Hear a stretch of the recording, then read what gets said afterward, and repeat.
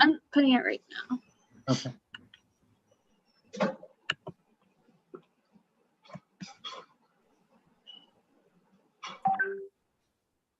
Balaramji, you there? Yeah, I'm here. Okay. I just received the Zoom notification, but before that I did not. So I'm just saying that maybe other people may not have received. Yeah, I think, but you did get it now, right? Yeah, I just got it. Yeah, maybe 30 seconds ago. Okay, good. Okay. Good.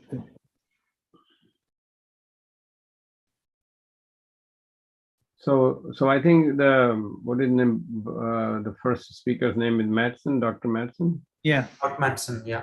He has 36 slides. So it is in a very congested slides.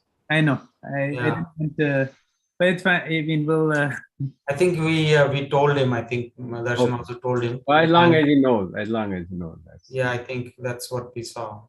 because you have very strict, timing here. So Yeah. Yeah. So Vivek will start putting myself and Darshan and Balramji on the screen. We'll sort of enter the screen spotlight. So the Telling him, go live. I should put my turban and other things on so that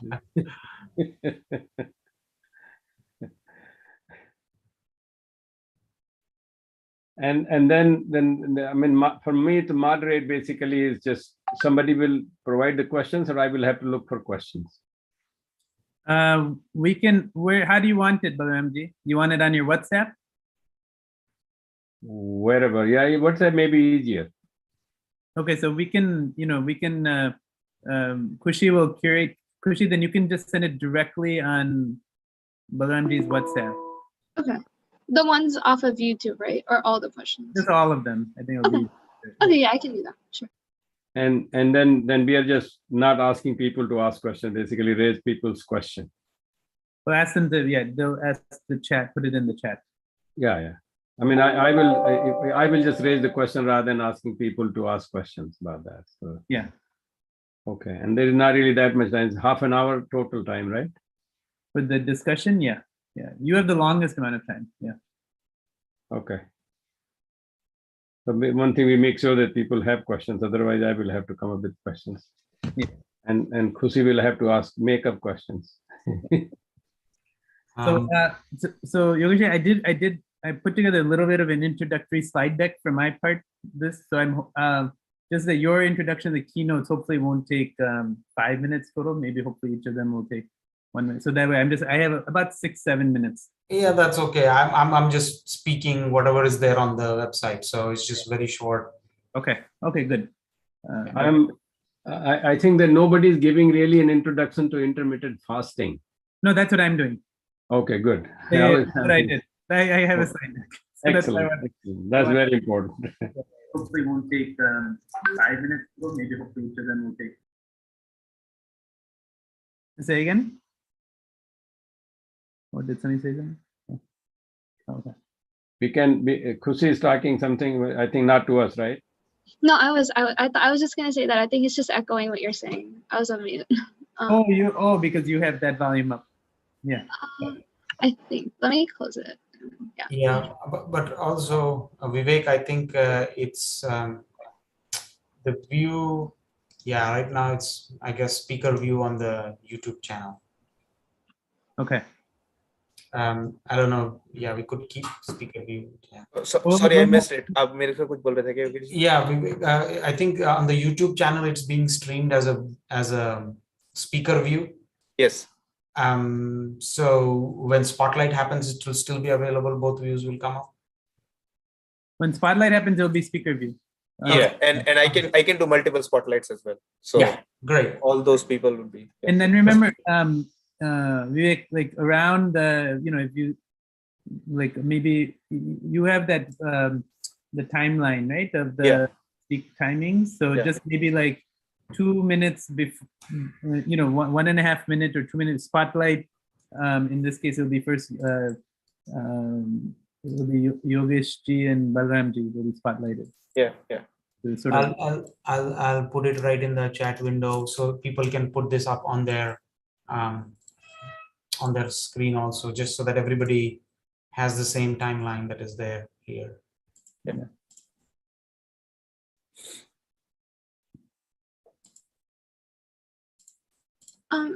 One last thing. Can you also send me the YouTube link for the breakout rooms? Yeah, that'll, yes, I'll do. And I'll update the video that is going on as well, the description.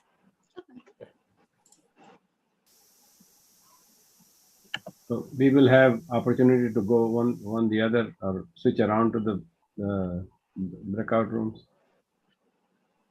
Yeah. Okay.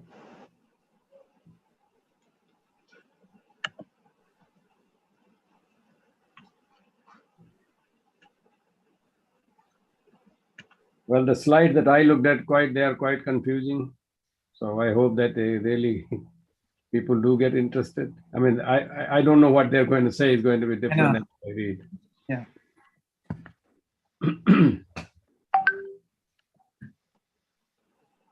Otherwise, Yogesh and Darshan will have to do the cleanup at the end. Balramji, I think your name says Bal Singh. Who? Yeah, you change it. Okay, somebody can change it, right? Let me do it. I just didn't want to make sure that it is not on purpose. I just wanted to be a physics man rather than a spiritual man. When Ram comes there, forget about Ram. Just Bal is good enough. You know, those of you who know Hindi, Samreen doesn't know that. But you know, my name, sometimes people call me Bail Ram Singh. The only one that doesn't know anything in here. Yeah, I mean, I've been called many things, but that was really something that hit me. When people call me Bal Ram Singh, Bol Ram Singh, Bal Ram Singh, Bel Ram Singh. But then when somebody called me Bail Ram Singh, that was not good.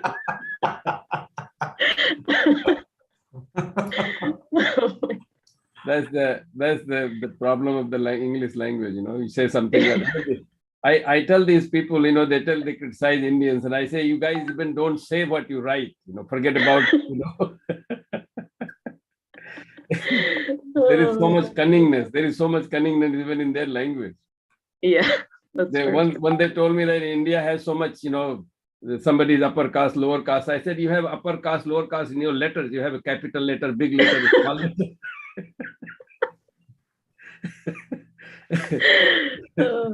Start giving us lecture about these things, you know.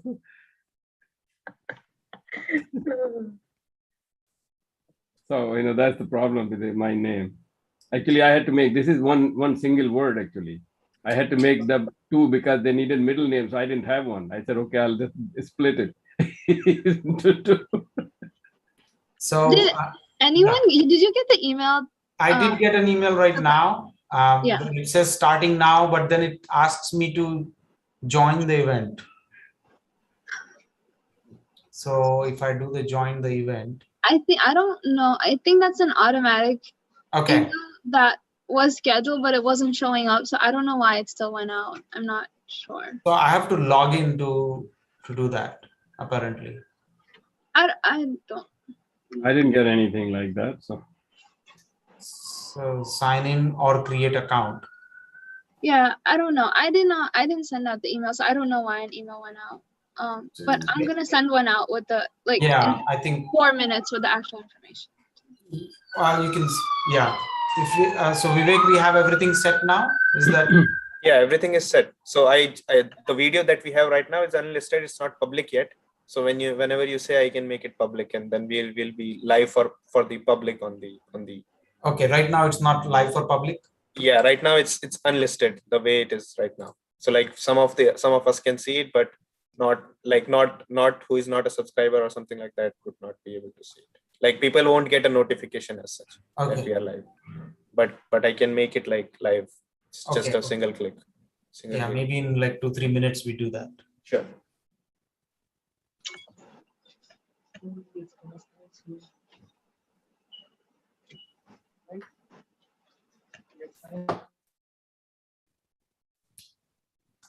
And so one quick question. I don't know how to what to make in a breakout room. So probably that you'll have to figure out which people to put breakout. So no, they will choose themselves. Okay. Then it's okay. Yeah, they will choose themselves. We just need to create the room that says session 2, and it should say breakout session 2. That's about it. So okay, sure. So do you want me to create it, or you? I think we can. How long does it take? I mean, it's just a simple thing. You go to create, and then you have to name that room. So I think right now we don't create it because it's main. So at about 2:30, 2:35, when when the question answer that will be going on, we will create it. Okay, sure. So I think what we should do is we should keep our WhatsApp channel on. Yeah. And just in case we want to exchange message, something that cannot be done on the, if it cannot be done on the chat room here. So I'm hoping, Balramji, that the Consulate General comes, but then he comes with his own name and not the secretary name, which we cannot recognize. His name is Randhir Jaiswal. Yeah, but I'm hoping that's how he comes in. I can check with him. I mean, send him an WhatsApp and see whether they respond. I think his secretary looks at it first. Okay, so we're going. That's great. I think that's cool. Yeah, so please so should I start then? Make it a public video? Yeah, then I guess we should shut up once you make it public. Yeah, let's wait. Just give let's give it 2 more minutes. Yeah. Yeah, maybe give it a couple of minutes. It'll be good to have. So we will have to do some post processing of this video when we put it on the channel, but that we can do later. Yeah. And I will also start recording for this main session, and similarly we can do this for the other thing as well. So once the meeting starts, I'll start the recording. Yeah.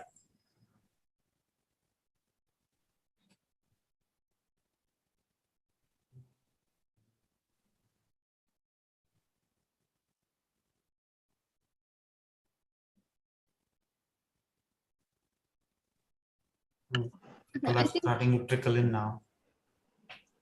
Yeah, I think the final email went out with all the details, so everyone should have it. Yeah, let me check.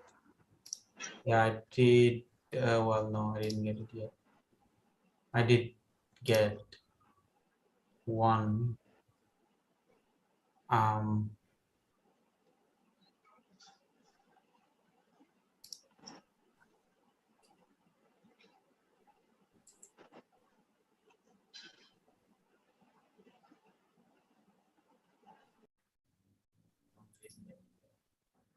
I did. Okay, I think it's all set.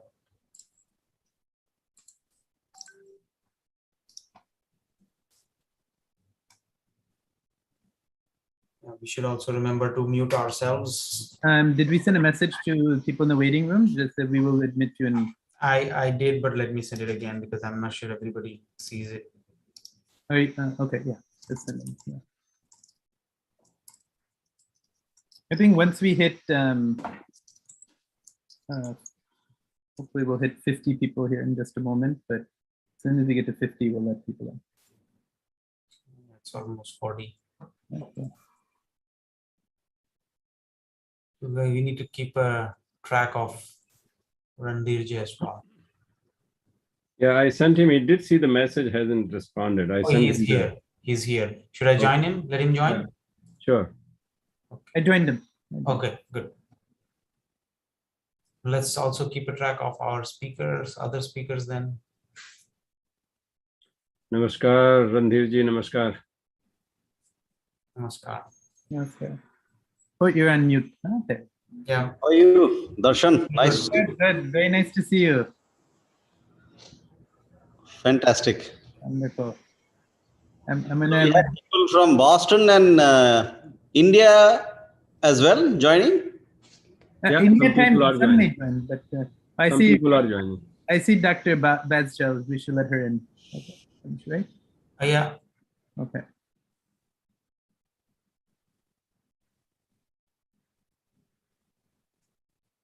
Dr. Hatcher.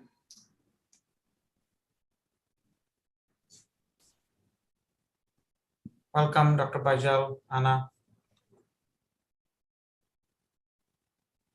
Hi, everyone. Hello, nice to see you. How are you? See you.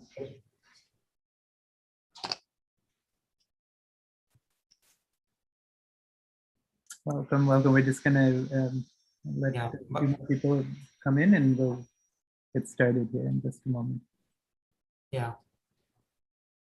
There's Brian. Hi there, welcome. Hi. Hello, good to see you. See you. Hello, everyone. Hello. Hello.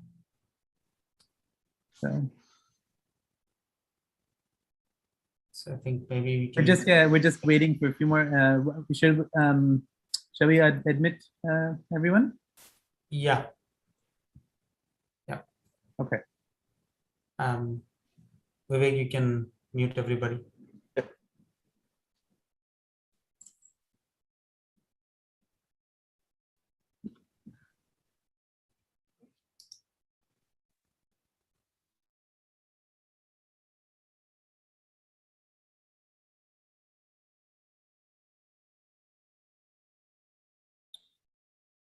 Welcome, everyone. We will just get started in 1 minute here.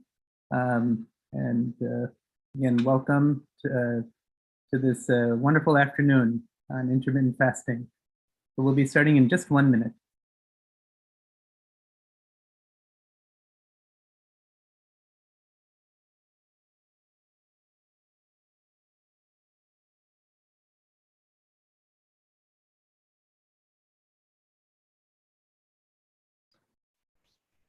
Hi, Darshan. How are you? Hello, welcome everyone. We're just gonna get started in just a moment. Yeah, thank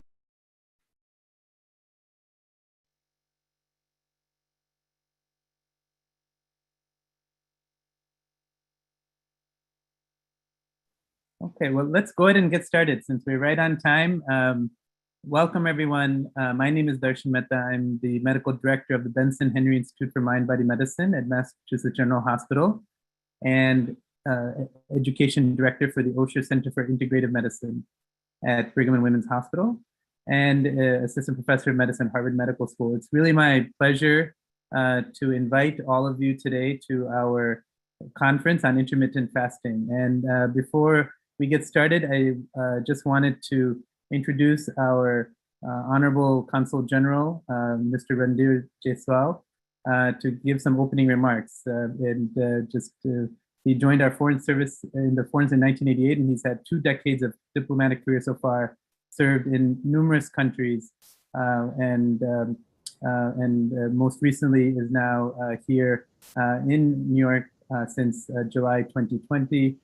He's deeply interested in sort of sustainable development, strategic public policy issues, and has been really instrumental in helping support some of these efforts. So, Mr. Consul General, please share some words with all of us. Thank you very much, Darshan. First of all, a big thank you to Benson Henry Institute for Mind-Body Medicine, along with other organizations who have joined together to organize this conference on intermittent fasting. It is a subject which is of very high relevance today and gaining ground among people, among youngsters, and among all those who want to live a healthy and a sustainable life. I'm also delighted that we are celebrating this webinar, this conference, as part of our India at 75 celebrations. Many of you would know that next year, India is celebrating 75th year of its independence. And in the run-up to that, we have several events lined up to showcase our nation building, what we've achieved, and what we have contributed for the well-being of one and all across the world. We have today very distinguished set of speakers. from across disciplines, and that would help us to get a perspective which is cross-disciplinary, which will help us in connecting the dots. We have Madam Anna Baezel. She is from UC Riverside. We have Mr. Brian Hatcher from Tufts University, Mr. Satbir Singh Khalsa from the Harvard Medical School, Mr. Vasan Lad from the Ayurvedic Institute, Mr. Mark Matson from the Johns Hopkins School of Medicine, Mr. Frank Scheer from Harvard Medical School, and Madam Sangse Raima Ujid from the University of Michigan. A very warm welcome to all of you and a very warm greeting to all of you from the Indian Consulate here in New York. I wish to also extend very warm namaste and greetings to all our participants who've joined us. It is very interesting. You know, if we had this session, say 125 years, 150 years back, it would not make any news. For before the advent of electricity, intermittent fasting was part of our lifestyle. People ate before sundown at 6 o'clock, and thereafter, the next meal happened around 10 o'clock. So therefore, there was a gap of almost 16 hours to 18 hours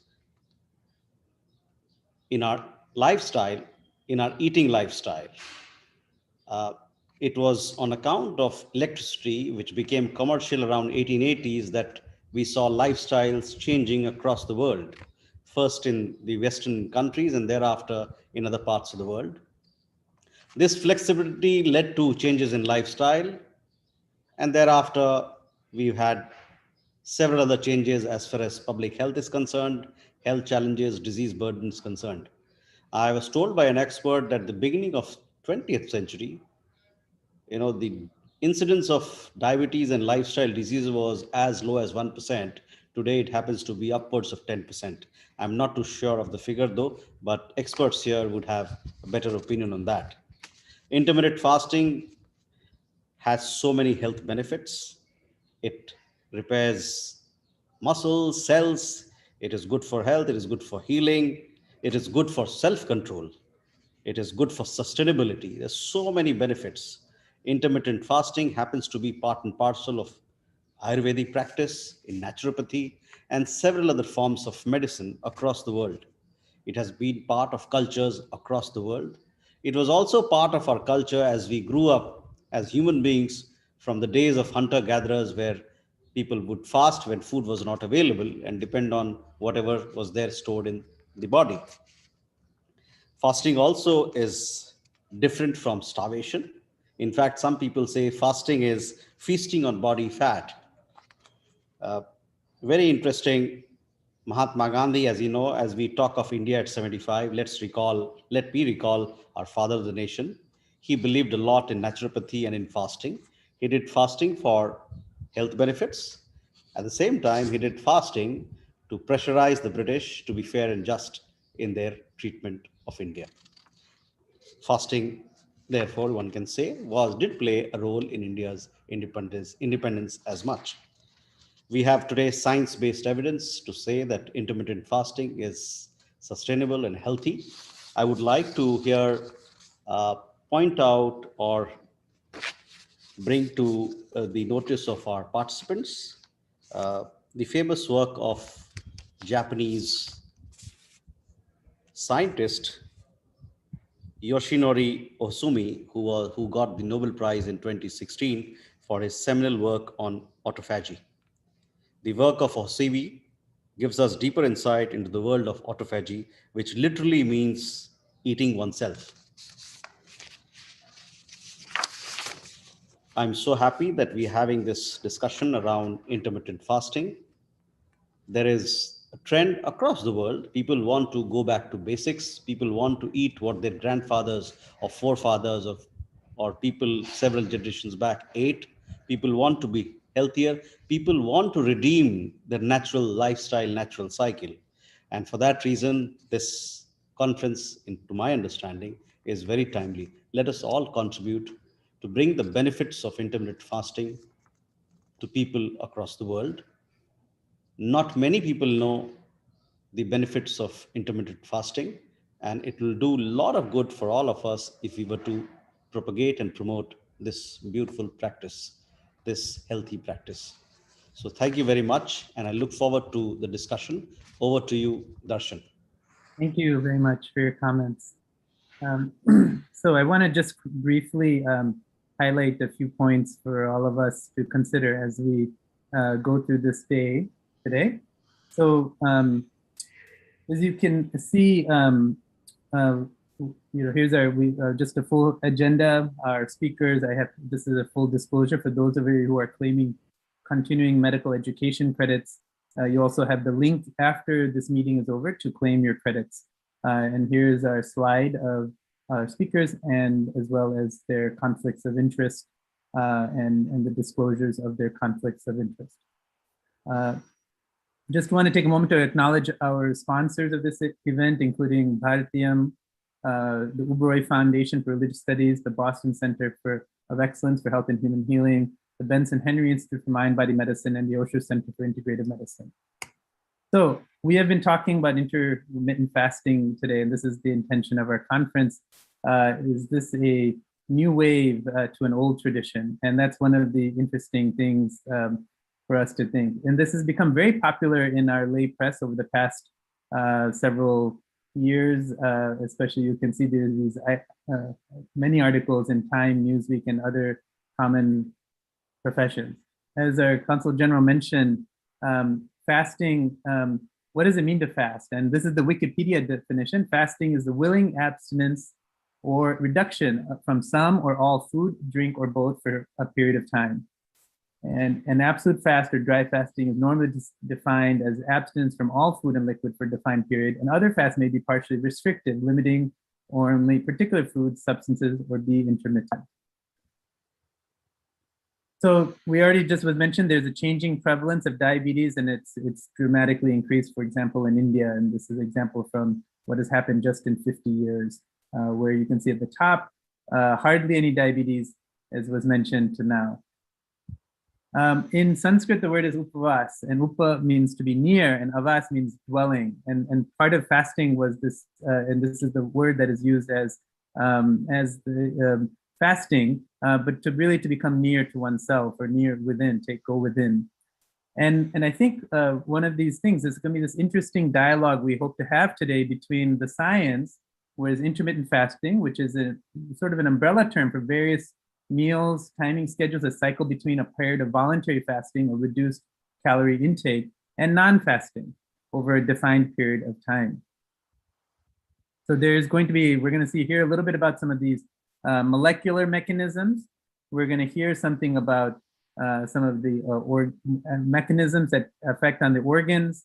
Again, tremendous health effects. We're going to explore weight loss, including cardiovascular effects, inflammatory effects, and ultimately, how is it done? What is it done? You know, periods of fasting, periods of recovery, what happens over the long term? And again, we're lucky to have some eminent individuals here to speak on this topic. So the scientific experts are really saying, you know, like there's just a lot of work happening, and you'll see these are just recent articles in the last just 2 years. But ultimately, the conclusion is future work really needs to examine what are the long-term effects of these, and what are the trials. And there are possible other effects. As already mentioned, environmental, altruistic, building of community, economic well-being, and then, as was already mentioned, political statements are often conducted through fasting efforts as well.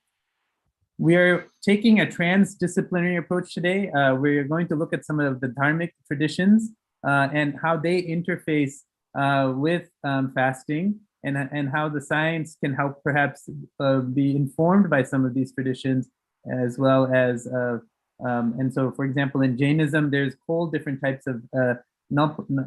different types of fasting.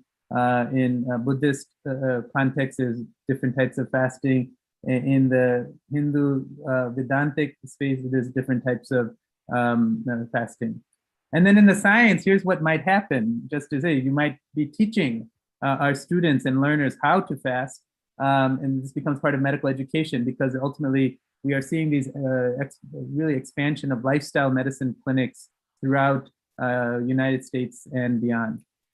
So I want to just pause here because just to highlight the precautionary principle, which is we want to make sure that the expression of a need by decision makers to anticipate harm before it hurts. So we think everything is good, but is there something that we do that we don't realize unintended consequence?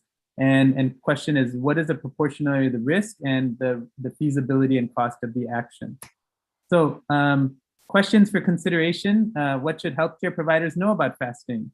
What lessons can we learn from these dharmic traditions around these practices? And in addition to health consequences, what are other population level consequences are there? So lastly, I'll just finish. Fasting is the first principle of medicine. Fast and see the strength of the spirit reveal itself. And that was a statement by Rumi many centuries ago. So here's our agenda for today. We have sort of the first part, which will be 2 plenaries and some discussion. Please enter your discussion in the chat, whether you're in the Zoom room or in the YouTube live stream. And then we will have a breakout into 2 rooms where we will again go into some more discussions, and then we'll return into our discussion to wrap up over in the afternoon.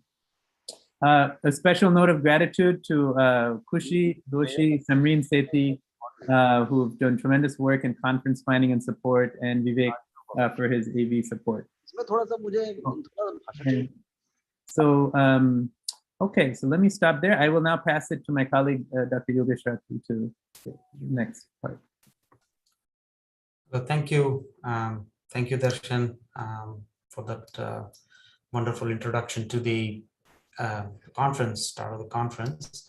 My name is Yogesh Rathi. I am a professor at the Harvard Medical School working in the field of neurosciences and in the Department of Psychiatry and Radiology. And I'm really glad to see such an overwhelming response to this conference. I would like to introduce 2 of our esteemed guests here who will be speaking next. First one would be Dr. Mark Mattson. He is a faculty of neuroscience at the Johns Hopkins University School of Medicine. And he's also the former chief of the Laboratory of Neurosciences at the National Institute on Aging.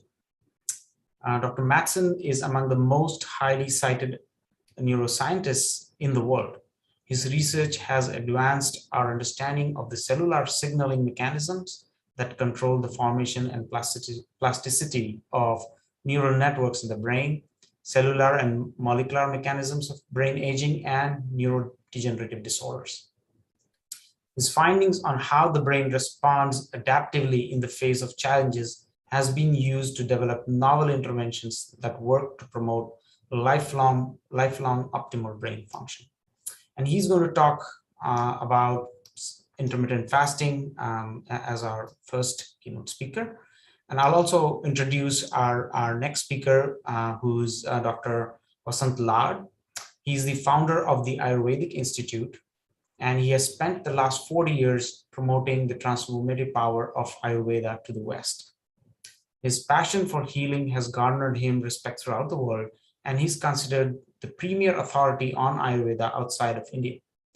He's an author of numerous books, and his insights range from introductory courses in Ayurveda and yoga to advanced clinical pathology immersion programs.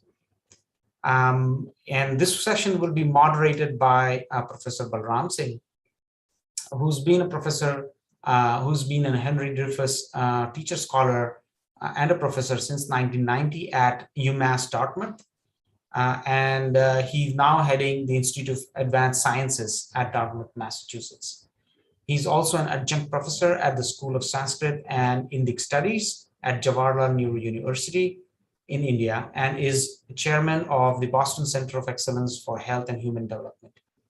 He has been conducting research on botulinum and tetanus neurotoxins, and also on Ayurveda, yoga, mind, and consciousness. He has published 14 books and over 325 articles, including articles related to India's philosophy and traditions. So with that, I would ask Dr. Matson to start his presentation. Thank you. Okay. So I did screen sharing. Just a minute.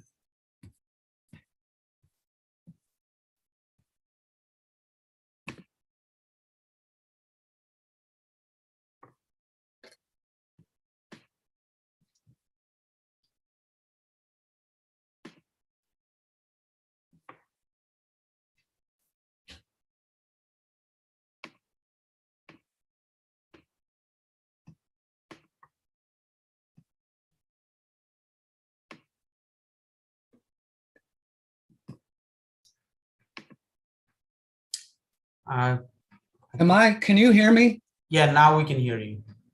Can you see my screen? We see all this. Yes, I think we see your screen.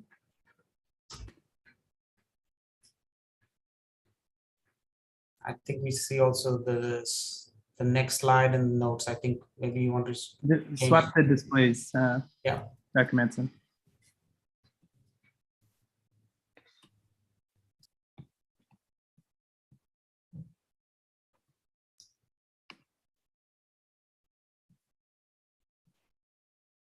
Is that it? Just hit swap displays on the top top left. Okay, you're good. All right. So Dashi did a good job of putting the symposium in a good framework.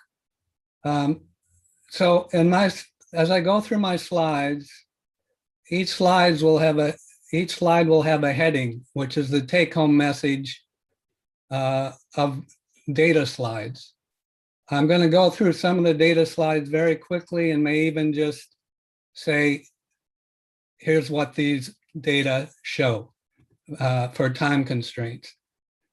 Now, first, I'd just like to say that brains and bodies evolved to function very well, perhaps optimally, in a food-deprived state. Individuals whose brains and bodies function well in a food-deprived state had a survival advantage and passed their genes on.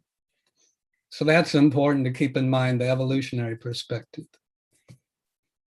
Okay.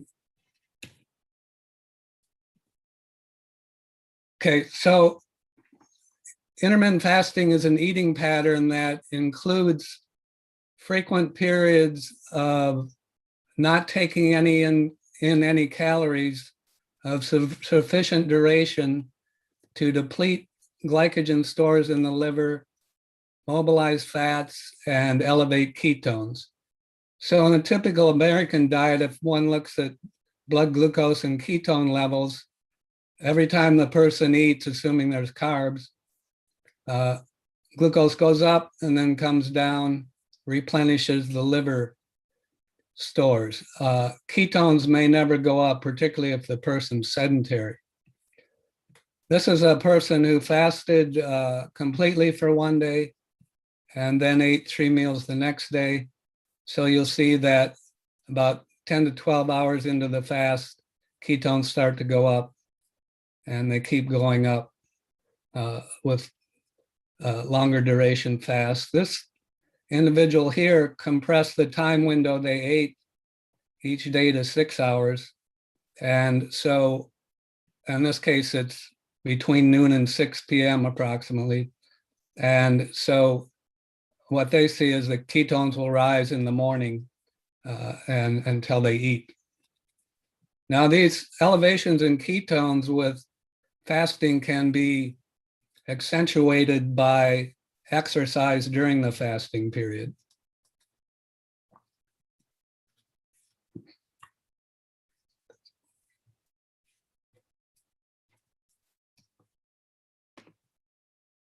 All right, so just quickly, again, fasting, and particularly if combined with exercise, glycogen depletion, mobilization of fats, free fatty acids are released into the blood. They go into the liver, they're converted to ketones. The two ketones that can be used for energy by cells are beta hydroxybutyrate and acetoacetate.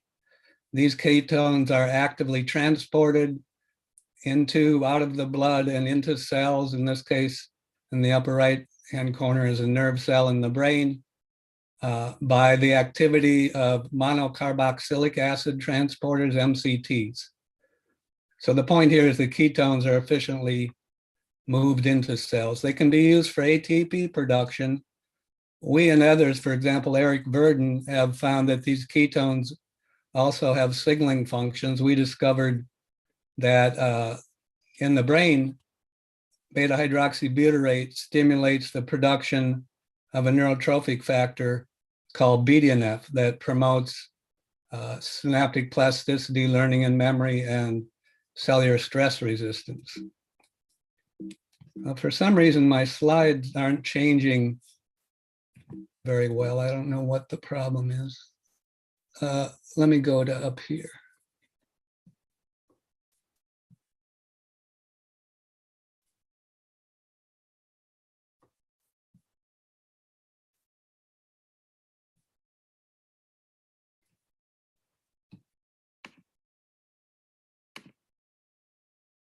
All right, this slide shows that every other day fasting or every other day food deprivation increases lifespan by up to 50% in rats. And this is when it's begun, when the rats are young. And the lower right graph shows that when the animals are young, they can still gain weight, particularly muscle mass, on the intermittent fasting regimen, but they don't gain more weight as they age, which is essentially abdominal fat in these rats.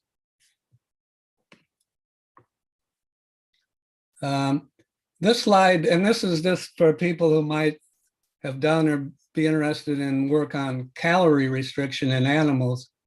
This slide says that the typical way of doing daily calorie restriction in rodents is actually daily time restricted eating, because the food is given to the animals all at once. And since they're getting, say in this case, 40% fewer calories than they normally would, they eat all of their food within a 4 to 6 hour time window. The reason that's important is it turns out some of the health benefits of intermittent fasting can be dissociated from and go beyond what can be explained by calorie restriction alone. This slide is a summary of some of the findings in animals: increased lifespan, reduction in bad fat. Actually, there's increase in brown fat, which is good fat, increased insulin sensitivity, reduced heart rate and blood pressure, reduced inflammation. I'm going to talk about these towards the end of my talk. Improved learning and memory, and anxiolytic or anti-anxiety effects, so effects on cognition and mood that seem to be beneficial. Reversal of diabetes in both diet-induced models and genetic models of obesity, and protection of cells and tissues against ischemia, as for example in animal models of myocardial infarction and stroke. And then we've done a lot of work showing that intermittent fasting can protect neurons against seizures. Actually, this is well known. Ketones protect against seizures.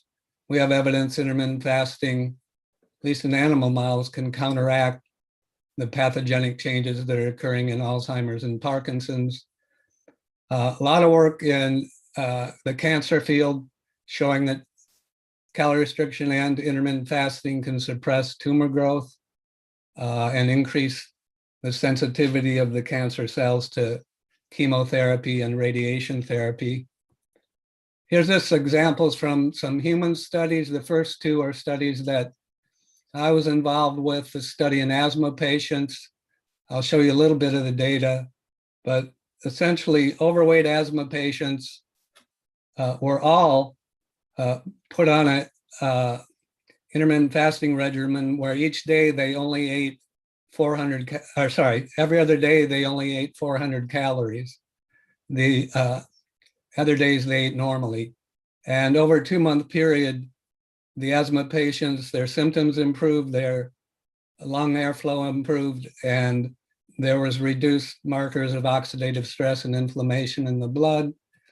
This study with Michelle Harvey led to was the basis of what's now called 5-2 intermittent fasting, in which individuals on 2 consecutive days a week eat only about 600 calories. And in this study, we had a calorie match group, that is, a group of subjects that ate 3 meals a day and had the same reduction in calorie intake over time as did the women on the 5-2 intermittent fasting.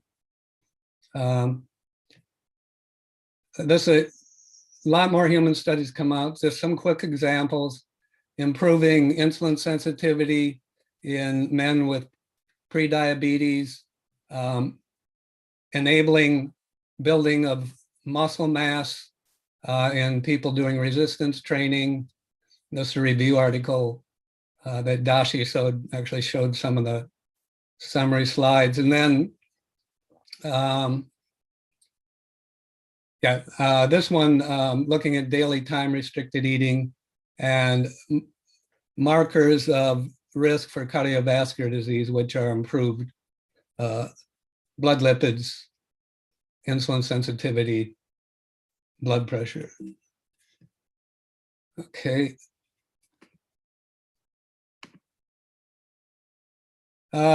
Quickly, this is the asthma study, improved scores on asthma symptom rating questionnaires.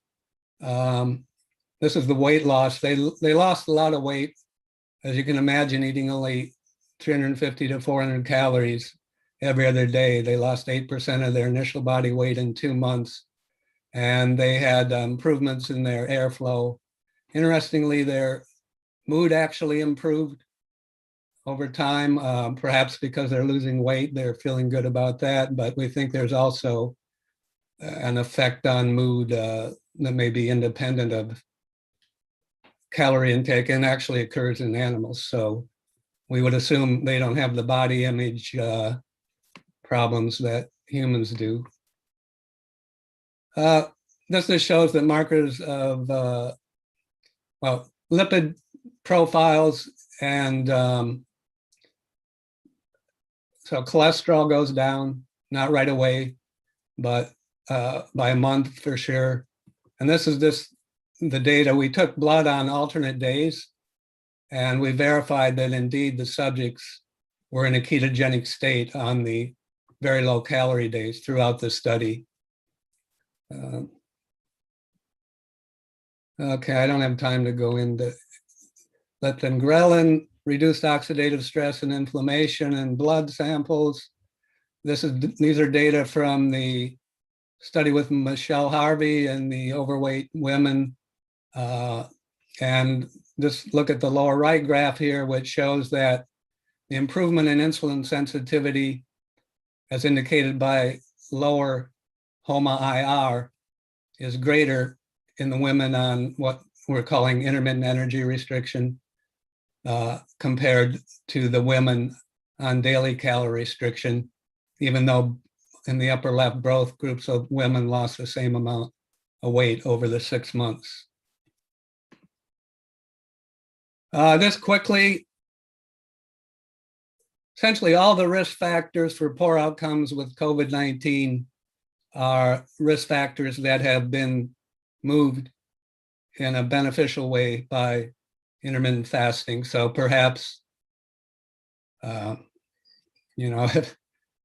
another of many reasons to think about intermittent fasting, perhaps providing a hedge against adverse effects of infectious inflammatory disorders.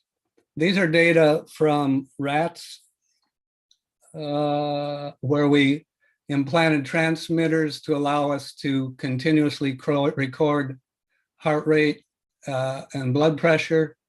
And in this case, we took baseline measurements, and then we switched them to either every other day fasting or daily 40% calorie restriction, which is daily time restricted feeding. And there was progressive reductions in heart rate and blood pressure through about 2 months.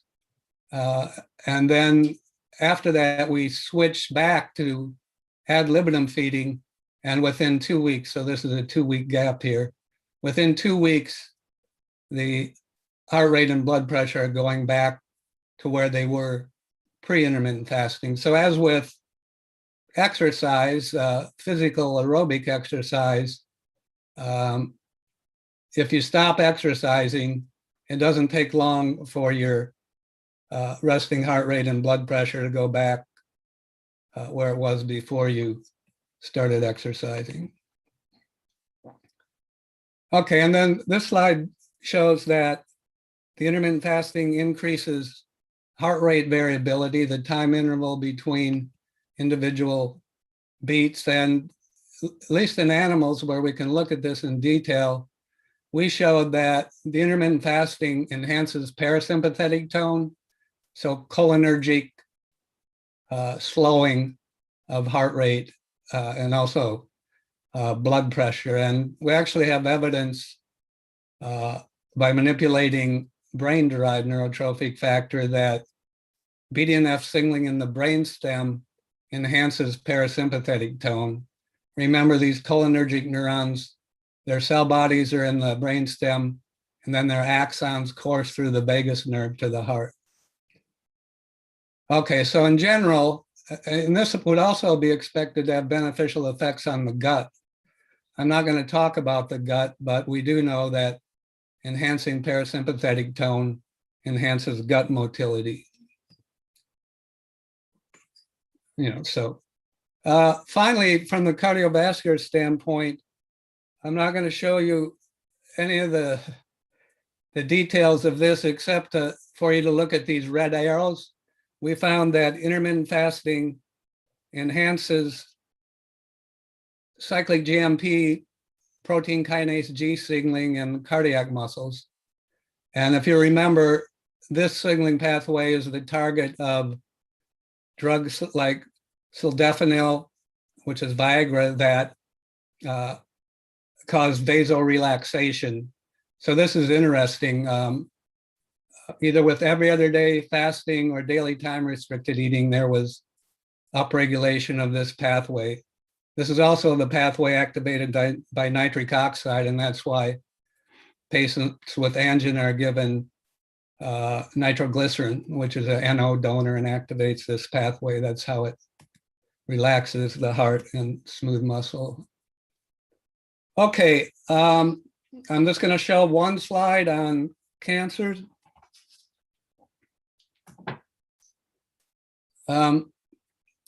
This slide shows that in several different animal models of cancer, melanoma, glioma, neuroblastoma, intermittent fasting extends survival and reduces tumor growth. There's actually, if you go on clinicaltrials.gov, there's quite a few ongoing trials of intermittent fasting and cancer, particularly studies where the intermittent fasting is done during the course of chemotherapy.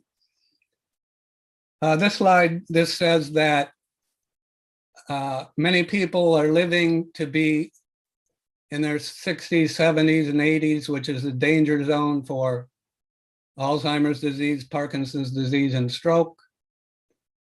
In contrast to research in cardiovascular disease, cancers, and diabetes, there's no treatments that let someone develop dementia, Parkinson's, or have a stroke, and then reverse it or even improve somewhat or slow down the progression. So this is a big problem. Many older people, some of whom actually survived diseases for which the risk factors were what we think are the same risk factors for these age-related brain disorders: obesity, diabetes, sedentary lifestyle, overeating. Okay, so the point here is we really have to focus on disease risk reduction. It turns out that this slide shows that in the brain of someone with Alzheimer's disease, neurons have a problem using glucose as an energy source. This is PET imaging. We found way back in the 1990s that the amyloid beta peptide, which accumulates in plaques in Alzheimer's disease, impairs a glucose transporter in neurons, and that may explain why in these brain regions where the amyloid is accumulating, there's reduced glucose utilization. However, let me skip this. This slide is one animal model study we did quite a while ago, which shows that long-term intermittent fasting begun before the animals have cognitive impairment in a mouse model of Alzheimer's disease will prevent or at least delay the onset of cognitive dysfunction by a lot. This slide is from Steve Cannon's work up in Canada, and he did PET imaging with tracers for acetoacetate, ketone, and glucose in the same people before and after putting them on a ketogenic diet. And the whole point of these data are to show that when ketone levels are up in the blood, nerve cells in the brain use ketones. When ketones are low, such as in most American diet, eating pattern, the brain cells are using glucose. And we have evidence that from a study where we actually give beta-hydroxybutyrate to Alzheimer's mice, that the nerve cells in the brain can still use ketones even though they have problems using glucose, and that those ketones can sustain their function and prevent them from degenerating. Okay. I don't want to get into this. Okay, well, yeah, I guess this is important. So how might intermittent fasting improve cognition and mood? Well, in this study, what we did is we took wild-type mice and leptin receptor mutant mice that developed diabetes, and we put them in 4 conditions: ad libitum sedentary, ad libitum running wheels in their cages, daily time restricted eating, calorie restriction, sedentary, and then the combination of the daily energy restriction running. We left them for 3 months, then took out one hippocampus, measured measured numbers of synapses, and the other hippocampus and measured BDNF levels. And we found that, first of all, the diabetic mice had fewer synapses and lower BDNF levels than wild-type mice. And in both wild-type and diabetic mice, the intermittent fasting alone and the exercise alone increased synapse numbers and BDNF levels. And the combination of running and intermittent fasting got kind of an additive effect in both increasing synapses and BDNF levels. Now, one finding we had very recently, and I'll just show you one data slide, is that the intermittent fasting enhances activity of GABAergic inhibitory neurons. So there are the two main neurotransmitters, and arguably the most important neurotransmitters in the brain are glutamate, the excitatory neurotransmitter, and GABA, the inhibitory neurotransmitter. So no matter what brain region you're talking about, this is the core neural circuitry. Other neurotransmitters like serotonin, dopamine, norepinephrine, acetylcholine, those neurons are located in only very small discrete regions of the brain. And the only way they affect behavior, mood, cognition is by modifying the activity of these glutamatergic neurons. Actually, I'm writing a book on that. And it turns out that not only in epilepsy, but also in Alzheimer's, Parkinson's, to some extent in stroke, autism, there's hyperexcitability of neural networks, and neurons are degenerating by what we call, at least in part, by an excitotoxic mechanism. They're being excited too much when they're already under a lot of stress, whether it be due to aging or just other genetic factors. Okay, I'm getting, let's see. Okay, I got to finish up. I think I started a few minutes late, but I want to try to keep on time here. I'll just say that we think intermittent fasting can increase the number of mitochondria in individual neurons. And that's based on, and it's not direct, it is not direct evidence. It says following. BDNF increases the number of mitochondria in neurons. Intermittent fasting as well as exercise increase BDNF levels. BDNF promotes synapse formation. If we genetically block mitochondrial biogenesis, then BDNF is no longer able to promote the formation and maintenance of synapses. So similar to muscle cells and exercise,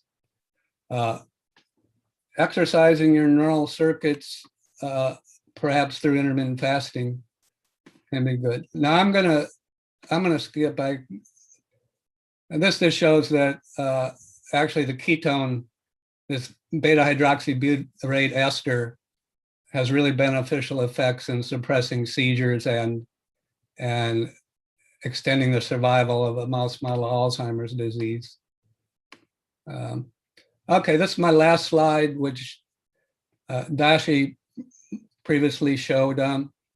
During the last, I believe it's about 9 years, each year I've given a lecture to the Johns Hopkins medical students on intermittent fasting. So I don't know what's going on at Harvard, they're medical students, but if they don't have a regular lecture on intermittent fasting, then they're as usual behind Johns Hopkins. But anyway, so one problem is that a patient comes to a physician and they say, I've heard about intermittent fasting. I'd like to try it. Many physicians either haven't heard about it or certainly many don't know much about the science behind it, both basic and clinical work.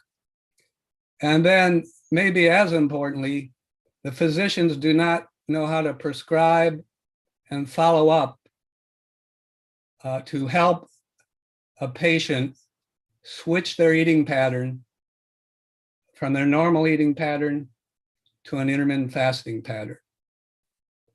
And it turns out there's this, maybe we'll call it a magic month or whatever, but there's this 1 month period, 2 weeks to 1 month, where if a person can switch their eating pattern and stick with it, stick with that intermittent fasting eating pattern for several weeks to a month, the vast majority will be able to stick with it longer term. Now, we don't know about years and years and years, but we do know for 6 months, a year or so.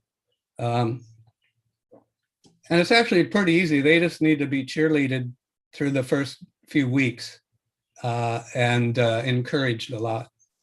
And also they can be transitioned from their normal eating pattern to either, for example, daily time restricted eating or 5-2 intermittent fasting. So anyway, that's my talk, and I think I'm about on time. So thank you. Thank you. Thank you very much, Dr. Madsen. We'll move right away to our next speaker, which is Dr. Vasant Lal. Dr. Vasant Lal can unmute. Please unmute yourself. And stop the share. Stop sharing, Dr. Madsen, if you can. Oh, dang it. We love your group pictures, though. Yes, please, Dr. Lal. Namaste. Good morning, dear friend. It is great honor to be here with you and to share with you about ancient Ayurvedic view about intermittent fasting. Ayurveda talks a great deal about individual constitution, Prakriti. Vata is the principle of movement. Pitta is the energy of transformation of food into microcoil into the nutrition and metabolic activity, while Kapha is the building block material of the body. These are unique three biological organizations. They govern our unique Prakriti, the constitution. And the fasting depends upon your Prakriti, your constitution. So for example, Vata people, they tend to have thin body frame. It is difficulty for them to put on weight, and they have cold hand, cold feet. So this is a Vata type person. Pitta is little medium body frame, bright, brilliant intellectually, and they have receding hairline. So this is a medium body frame, and that is called Pitta. And Kapha people, they have large body frame, and they look very strong and healthy, but they tend to put on weight easily. So these are very briefly, I'm sharing with you within half an hour, this whole picture of Ayurveda. So fasting is very ancient methodology of building the perfect harmony between body, mind, and consciousness. So Charak, one of the great physicians in ancient Ayurvedic literature, he says every individual has a type of Agni. Vata people have Vishama Agni. Vishama Agni means irregular metabolism. Sometimes appetite is okay, sometimes appetite is not okay, sometimes digestion is okay, sometimes digestion is not okay. They tend to get constipation, gas, bloating, and tendency toward arthritis. This is a particular picture of Vata individual. Pitta individual have strong appetite. If they don't eat food on time, they will go into hypoglycemia. These Pitta individuals, their appetite is strong, but they tend to get acid indigestion and they have loose stool, diarrhea. While Kapha people, Manda Agni, their Agni is slow. They have slow metabolism, and that's why these people, after food, they feel slow, sluggish, and sleepy. So this is very simple characteristics of Vata type, Pitta type, and Kapha type. Then Charak says, every individual, if he or she doesn't eat food properly, timely, it is going to build up ama. Ama is a toxic, morbid metabolic waste.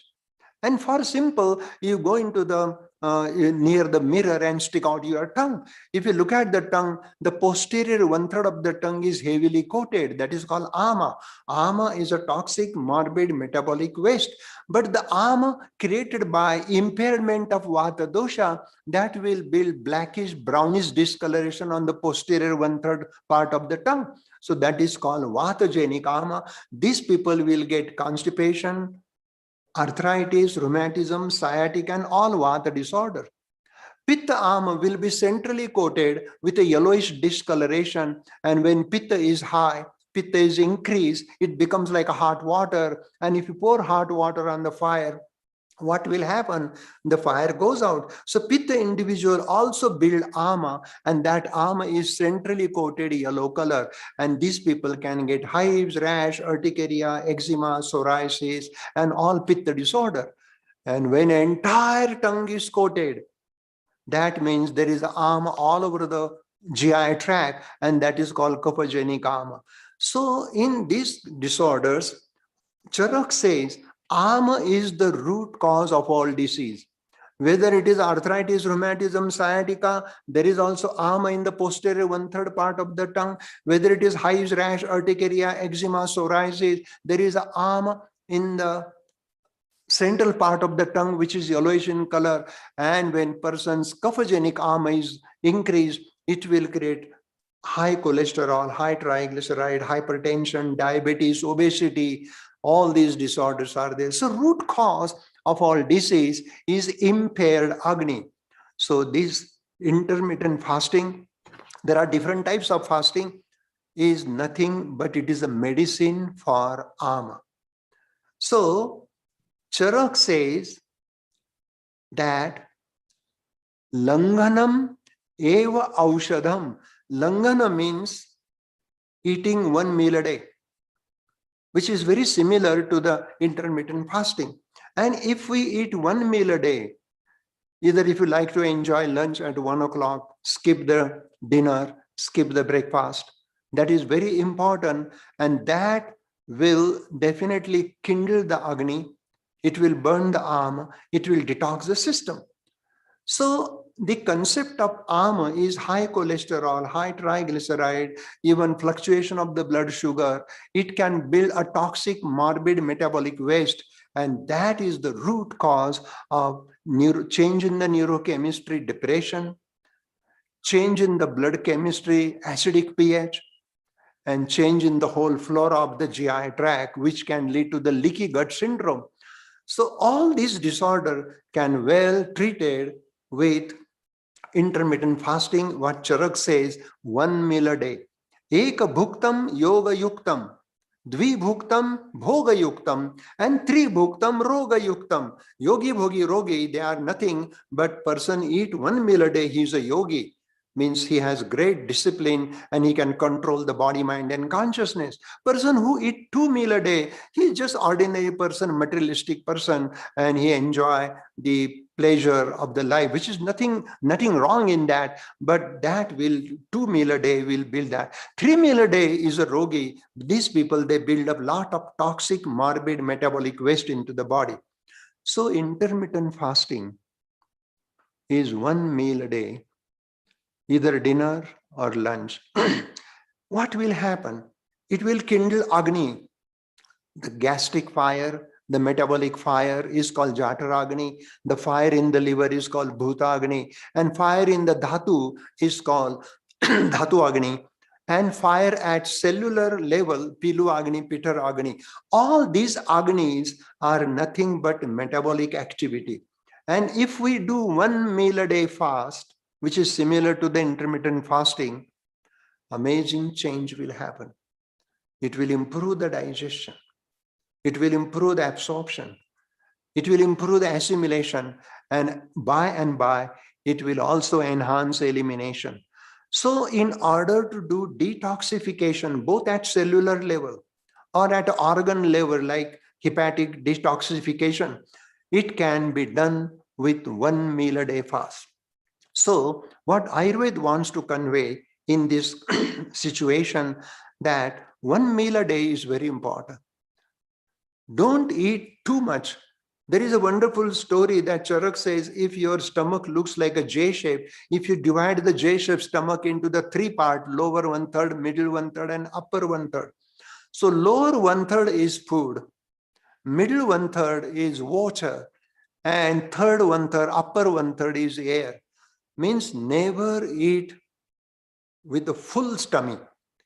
Whenever we eat, we should keep our stomach a little bit empty. Empty stomach is a wise stomach. Empty stomach make you alert, attentive. There is a great deal of clarity. So most of the diseases happen because of overeating. And overeating is one of the factor of obesity. Because Ayurveda says, because of the impaired Agni, the ingested food is not properly digested, calories are not burned, then unburned calories turn into adipose tissue.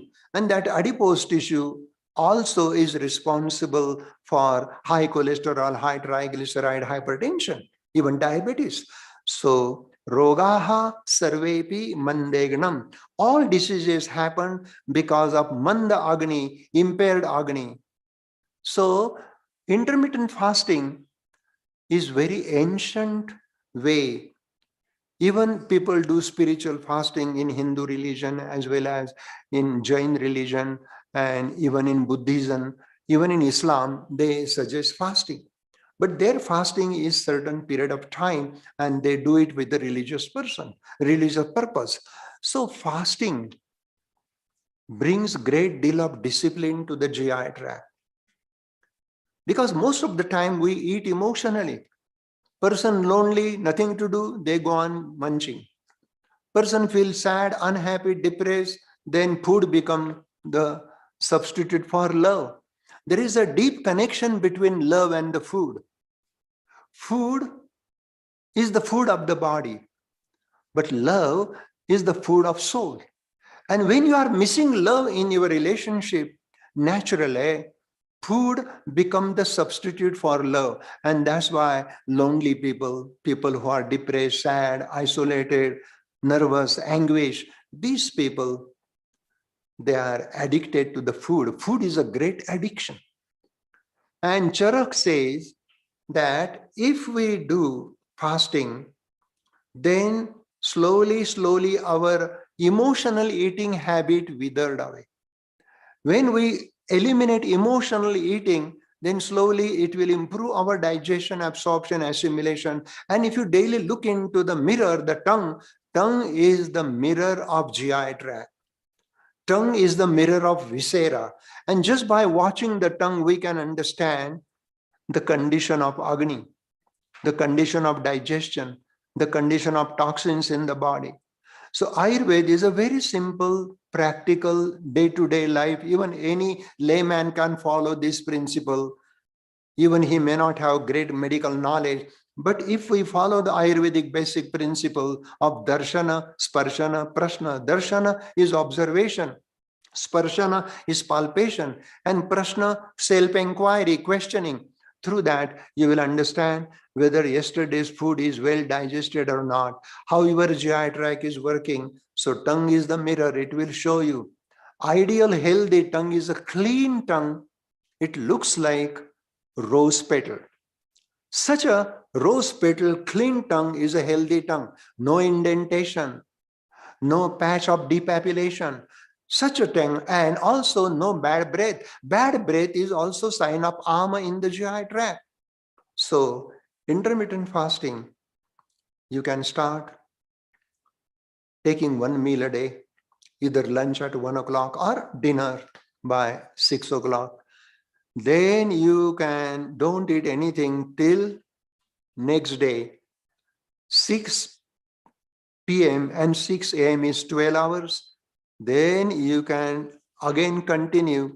So there you can easily fast for 12 hours, 14 hours, 16 hours as per your capacity. And if we definitely follow this intermittent fasting rules and regulation, which is very fascinating, it will definitely improve our Agni, the digestive capacity. Agni is the metabolic fire. And just by doing intermittent fasting, your cholesterol will come down, triglyceride will come down, body weight will come back to the normal. Even I do intermittent fasting, and amazing, it shows me a great result. I'm talking out of my self-experience. By doing that intermittent fasting, the tongue is improved, the health is improved, blood pressure came down, cholesterol came down, and not only that, I get very sound sleep. Never go to bed with a full tummy. It is one of the cause of nightmares. People get nightmare because of horrendous eating at night, late dinner at night, and then go to bed. No, if you have dinner at 6 o'clock, by 9 o'clock, your stomach is empty, and go to the bed on empty stomach. But some people, they may not like that. If you eat sugar or if you eat cake, Cake and sugar is most unhealthy diet because it shoots the insulin booster, and then insulin can disturb your whole process, and therefore it is one of the factor of building inner metabolic waste because of insulin, and insulin is triggered by sugar. So during fasting, intermittent fasting, you can drink warm water, or even you can have black tea without sugar and without milk. Without sugar, without milk, if you just drink green tea or black tea, or intermittently you can drink water, by evening you'll be really grouchy, hungry, and amazing. You know how I learned this intermittent fasting? Through Charak. And then when I came to US to teach Ayurveda to different places, I used to go to the Mount Madonna Center in California. Wonderful. There was a Baba Haridas. He was a great yogi, and he was insisting people to do fasting. But it was a spiritual purpose, but it is very good. And they will serve you only breakfast at 8 o'clock. Nothing. Then main is dinner at 6 o'clock. Boy, we used to become grouchy, hungry. And by 6 o'clock, we were so hungry, then we will have a nice substantial food, then nothing after that. So this is also one of the beautiful way, light breakfast, and main meal is the dinner at 6 o'clock. So this way, there is easily 14 to 16 hours fasting. And I felt much better. There is a clarity, and my pain in the joint is gone. Even the skin condition improved, clarity of the mind enhanced, and it really helped me to do posture. Any difficult posture you can do easily when you are doing intermittent fasting, because intermittent fasting, because of detoxification, the arm is burned out, and then body becomes supple, and you can do any yoga posture which is very difficult. You can easily sit in the lotus pose for hours together, no pain. I love lotus pose, but if I take 2 meals a day, I cannot do lotus pose. But if I eat 1 meal a day, my body is my teacher. My body is teaching me, hey, don't eat too much food. Really, if we listen to our body, body knows what is right and what is wrong. Body has such a great intelligence. Body has such a wisdom. And if we do intermittent fasting, your body develop discipline, and your body can tell you, now I'm all right. I feel clarity. I feel lightness in the body, and I feel brightness in the mind. This is a wonderful body, mind, consciousness. This trinity come into the harmony just by doing intermittent fasting. Whether at lunchtime or dinner time, it is up to you. You just follow what you love to do. So this is very interesting that Ayurveda and this intermittent fasting, they can go together. But one thing is very important. This fasting is not good for everyone. If a person is insulin dependent diabetes, this fasting is very difficult. Or a person has eating disorder, this fasting is very difficult. Similarly, people who are Vata type, skinny, mini, teeny, tiny, and they lose weight, they have difficulty to put on weight, they should not do this kind of fasting. As well as Ayurveda says a great deal that Pitta people with a strong Tikshna Agni, if they do fasting, they will develop peptic ulcer or ulcerative colitis. So Pitta predominant Prakriti, Vata predominant Prakriti, they should do at least 2 meals a day, breakfast and lunch, or breakfast and dinner. So fasting varies from person to person. We suggest in Ayurveda, we do Panchakarma detox program. And in Panchakarma preparation, pre-PK preparation, we put the patient on mono diet, which is khichdi diet. Basmati rice, mung dal khichdi with turmeric, cumin and mustard, and little cilantro and teaspoon of ghee. Amazing. Some people ask question, can I eat ghee? Ghee is wonderful because ghee kindles Agni. Ghee is very good for cellular intelligence, though it is clarified butter, but it is not so-called saturated fat.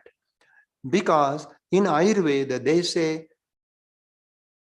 Ghrutam Agni Dipti Karam. Ghruta means ghee, kindles Agni, cellular fire, metabolic fire, as well as fire in the liver, Bhuta Agni, Jatar Agni, Dhatu Agni. All these Agni components are kindled by ghee. So just 1 teaspoon of ghee with the khichdi, that will improve the flavor of the food and it will bring satisfaction of the eating.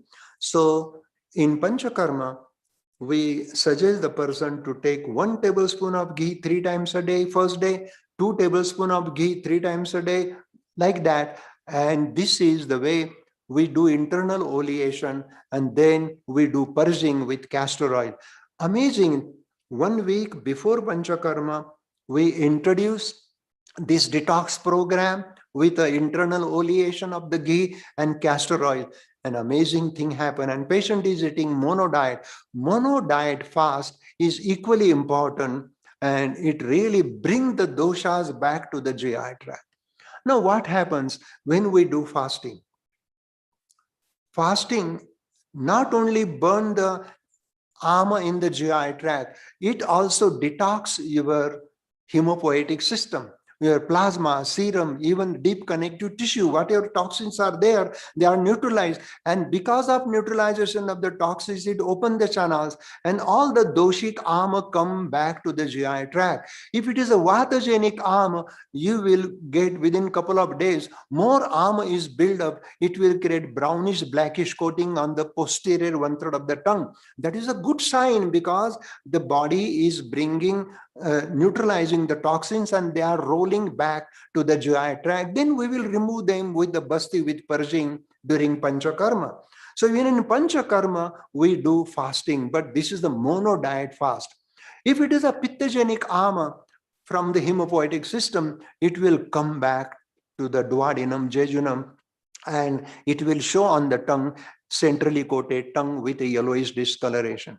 And if it is a kaphagenic ama, the whole GI tract, mucous lining is connected to the kapha dosha, skleda kapha, and that will come and the whole tongue will be coated. That's why whenever people come to the Panchakarma, they say, my God, I come here for detoxification. My tongue was before coming to the PK, my tongue was very good and now it is heavily coated. I said, don't worry. It is a good sign. It is expected because when you do fasting, you can observe your tongue. For a couple of days, your tongue looks more coated, more dry, more clogged. That is a good sign because at cellular level, the ama is detox and all that detoxification of ama molecule, they come and run to the GI tract.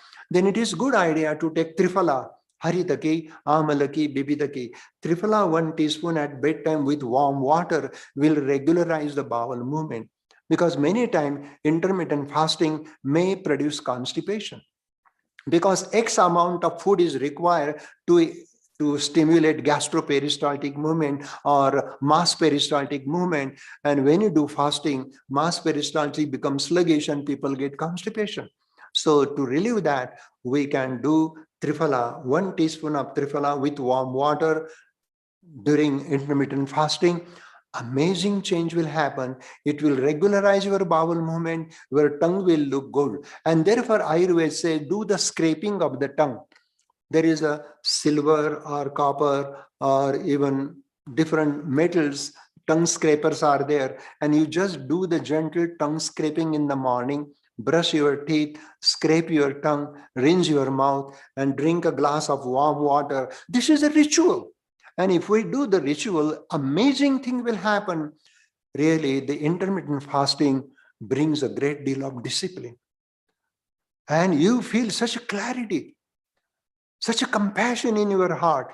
And this will definitely help to unfold the inner healing. So, Agni, Eva Balam Pumsam. If you keep your Agni healthy, that is your natural resistance. That is your immune system. Your immunity is governed by Agni, and intermittent fasting definitely improve your immunity. We are destroying the bacteria, unwanted bacteria, virus, even somewhere micro malignant cells, they can be destroyed by the Agni. So Agni is your metabolic fire, your gastric fire, your cellular fire, and that fire maintain the health and longevity of every single cell. So, Jiveda Sharadaha Shatam, Pashyema Sharadaha Shatam, to live long, happily, healthily, eat 1 meal a day, which is very similar to the intermittent fasting. Then you can choose whatever according to the Ayurvedic consultation. You can choose the type of diet, Vata diet, Pitta diet, Kapha diet. And if you follow according to the doshic diet and eat 1 meal a day, amazing, you will live long, happily. Your brain chemistry will change, your depression will be gone, your clarity of compassion will be there. And this is very great spiritual, physical, psychological benefit of doing intermittent fasting. And intermittent fasting is pretty similar to Eka Bhukta, means 1 meal a day. And that's why 1 meal a day make your day happy, peaceful, and blissful. So it's a great joy and honor to be here with you. And I just share the ancient Vedic view in this modern scientific approach. But what is important, they have done great research and study about intermittent fasting and how it changes the brain chemistry, how it changes the blood chemistry. Amazing thing happen. If we do this fasting, we will live long. Jiveda Sharadaha Shatam, Pashyema Sharadaha Shatam. Let us live long, 100 years, with intermittent fasting, with the clarity, compassion. If there is a conflict in the relationship, do intermittent fasting and it will improve the clarity, it will improve the communication, and it will make your relationship healthy, happy. Namaste. Thank you. Thank you so much, Dr. Lad. I am not very sure if you will be able to stay a few minutes for some questions. There are several questions have been asked. Okay. So thank you so much if you could. And maybe I will begin with you, some of the questions that the viewers have asked. How to define fasting? You say 1 meal a day, but what about water? What about juice? What about, how very there? That's one question. The second question is that you did say that there are different types, bodies, prakriti, and there are different types of fasting. Some of them no fasting at all, or is there any kind of you can calibrate the fasting? And I'll go to Dr. Madsen, because there is so much science to understand from whatever all the things that you have said. Thank you, sir. Thank you. Of course, when I say about fasting, so there is a rules and regulation in Ayurvedic system of medicine while drinking water. Bhojane chamrutam vani bhojanante vishapradam. Means while eating food, between the two lump of the food, take a sip of warm water. Don't drink lot of water during the meal while eating the food, because if you drink lot of water, it will dilute your digestive enzyme and it will create low agnin, it will create ama formation. One of the cause of toxic morbid metabolic waste are built because of too much water, drinking water during the meal. You should avoid that. And when your meal is over, the lunch or dinner is over, then wait for 1 hour and then drink water. And drinking water, don't just like gulp the water. Take a 1 sip of water, hold it into the mouth, chew the water, and then swallow it. And while eating the food, you chew the food so several times so that the food will become liquid. You drink the food and chew the water. This is a very ancient Vedic principle that water should be taken this way. And then whole the day you can go on sipping water. And that way it will do the flushing of the kidney, it will detox the system. Even the toxins will come out through the urine, through the sweat, and through even the exhale air and the fecal matter. All that toxins will be eliminated out. So drinking water is very important. But Ayurveda says that if you drink large amount of water during the meal, it will affect your digestion. So wait for a while, and later, 1 hour later, your dinner, you can start drinking water. That is one thing. Then second question regarding Ayurvedic perspective about Prakriti and Vikruti. Prakriti is your constitution, and I have written several books on Prakriti, Vikruti.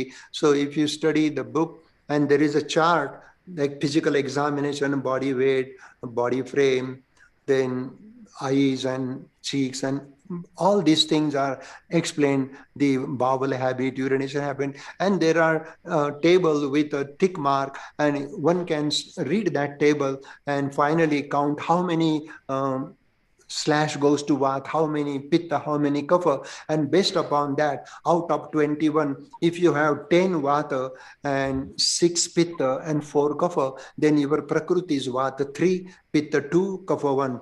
1 is low, 2 is moderate, 3 is more. That way, it is a very simple clinical observation through which we can do the assessment of Prakriti, the constitution. How to calibrate the fasting for them, because different, you said that certain Vata people should not do fasting. Pitta should be very moderate. So how do they calibrate if every fasting seems to be, from Dr. Madsen's experiments and others, it seems to be affecting, of course, they have done experiment with only certain types of people, not considering Vata, Pitta, Kapha.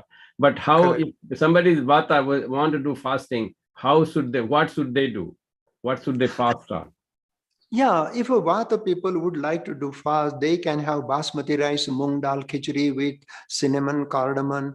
These herbal preparation, this seasoning, they are very important and they are easy to digest, not heavy. So Vata people can do the khichdi fast, and they can use certain dal like mung dal, tur dal, or urad dal. Urad dal is very rich in protein, so that will build up their muscle also. So this way, there is an ideal fasting for a Vata person like that. And for Kapha people, there is no problem, but they should strictly avoid dairy product, cheese, yogurt, ice cream, all that. And they should not eat too much fatty fried food and restrict the salt intake, because too much salt will create retention of water and adiposity. For Ayurveda has this perspective of constitutional fasting. Okay, thank you. That is very helpful. I want to just take that question further to Dr. Madsen. The experiments that you have done, obviously certain types of diets, mostly you mentioned some American diets, but from Indian perspective, like Dr. Vasant Lad is talking about, there is a fasting food. So there you have a food for fasting, not just fasting. Does that mean that there is certain types of intake of diet has certain types of effect, or the fasting by itself, like you're saying, autophagy might be one of them is happening, and that will be very important, because your experiments obviously are very restricted, not as much details. Diet composition, in my view, is very important for health. Avoiding simple sugars, avoiding high amounts of saturated fat. And then it turns out that evidence has emerged that many of the chemicals in plants that are good for our health are actually, from the plant's perspective, toxins or anti-fedants. In other words, they're natural pesticides. So and all these good chemicals, whether it's caffeine or sulforaphane or curcumin or resveratrol, if you put the pure chemical on your tongue, it has a very bitter taste. And then if you look at where is it in the plant, they're pretty much uniformly in the vital parts of the plants. That is, the buds of the growing plant, the skin versus the actual fruit of a fruit. And interesting, here's a good example. We studied. Sorry to interrupt, Dr. Madsen. Just 1 second. Dr. Lad has to leave, and I know he has very limited time. So thank you so much, Dr. Lad. And we will continue our discussion. Thank you so much for staying back and answering some questions. Thank you. Thank you. Thank you. Thank you. And Dr. Madsen, please continue. Thank you, sir.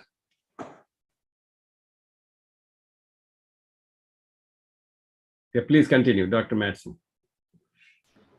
Yes, I'll give one example. We studied a chemical that's in the skin of green tomatoes, but not, and then it's not present or present at very low levels in the skin of red tomatoes. And this chemical is called tomatidine. It has a very bitter taste. And so from the standpoint of the plant, it wants to be able to produce its fruit and the seeds in the fruit and not have them be eaten by insects, for example. So the green tomatoes are not eaten by insects. Then when they get to be red, the seeds are fully formed, and actually it's an advantage to the plant to not have this noxious chemical in the skin anymore, because then birds, other animals can eat the tomatoes and distribute the seeds through their digestive system. So there's this interesting evolutionary interplay between the chemicals. The last thing I'll say is, because we evolved, it was to our advantage to be able to eat a variety of fruits, vegetables, other plants, roots during evolution. We evolved to be able to tolerate quite large amounts of some of these chemicals, or relatively large amounts. And we have several mechanisms for that. One I mentioned is the bitter taste. The second is vomiting. You eat too much of something with potentially toxic chemical, you vomit. The third is the cytochrome P450s, which in the liver, which rapidly remove these chemicals, so they're only transiently in the system. And then finally, which something we've studied a lot, is that these chemicals in fruits and vegetables that are good for health activate adaptive stress response pathways in cells that make the cells more resistant not only to that chemical, the potentially noxious effects of that chemical, but also other stresses, metabolic stress, oxidative stress, and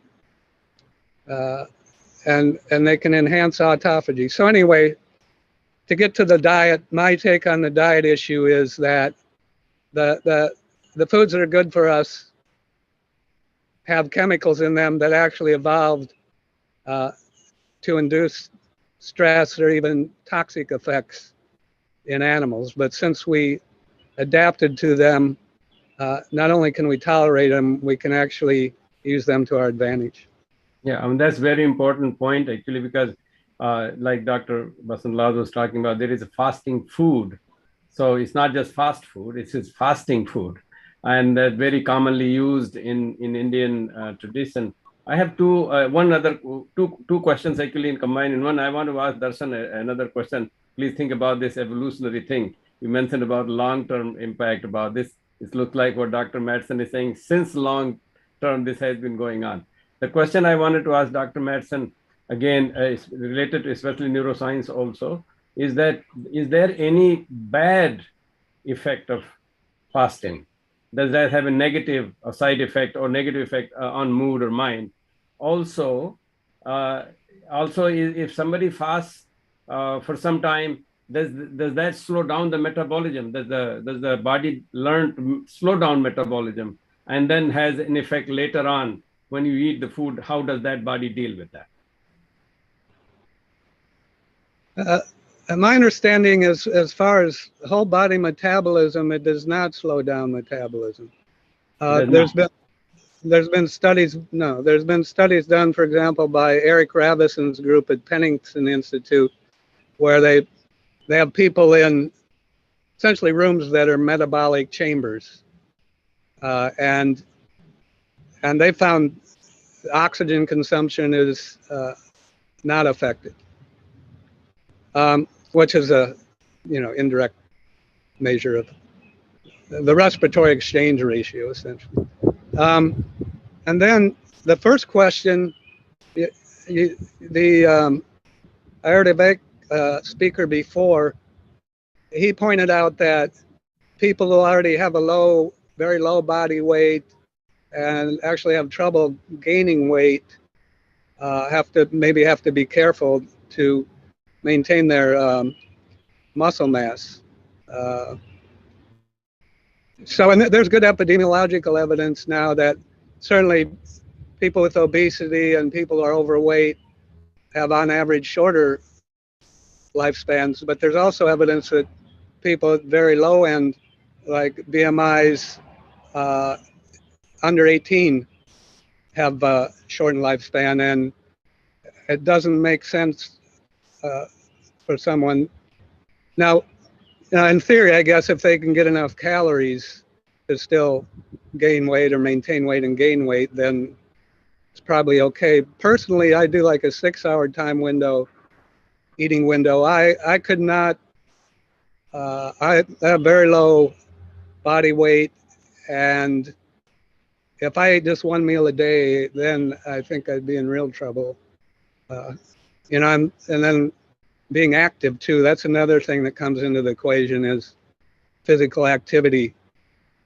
People who are athletes run every day. Obviously, you've got to get enough calories in if you already have a healthy body weight to maintain your body weight. And you can't do that unless you have a sufficient time window for eating to get enough calories. So that makes the case for the fasting food. There has to be some special food for certain types of people. I think one of the viewers noticed, and I think true, that one of your study slides shows higher blood pressure in fasting people. Was that correct, or no? That's not right. Okay, all right. The going to darshans long term, it looks like this tradition that we are talking about, Indian traditions, religious traditions or dharmic traditions as we call them, they have had variety of this fasting and including fasting food. You said this has a long-term impact, that we need to understand what is long-term impact, and maybe the studies Dr. Metz and others have continued probably will eventually answer that question, what happens long-term. But is this something that's evolved with humans, or is this also long-term, means even before humans, animals? Have they also have we learned something like Dr. Madsen is talking about evolutionary process? So have the plants or animals and humans and variety of humans have evolved with this fasting in one way or the other? Yes, I'll give you a good. I'll tell you about evolution and devolution. So wolves, all our domesticated dogs were produced through intelligent design by humans from wolves. And bred for different characteristics, being nice, friendly, or whatever, herding sheep or whatever. So it turns out that the size of domesticated dog's brain, if you just measure the size of the whole brain of a domesticated dog that has the same body weight as a wolf, the domesticated dog's brain is smaller than the wolf. Okay, so domesticated animals, they get foods given to them just like humans. We have food available. They don't have to spend their days, moving through an environment, trying to figure out how to find food, doing that in a food deprived state, which is very common in predators who often go a week, 2 weeks without killing any prey, particularly in winters, for example, in northern climates. And then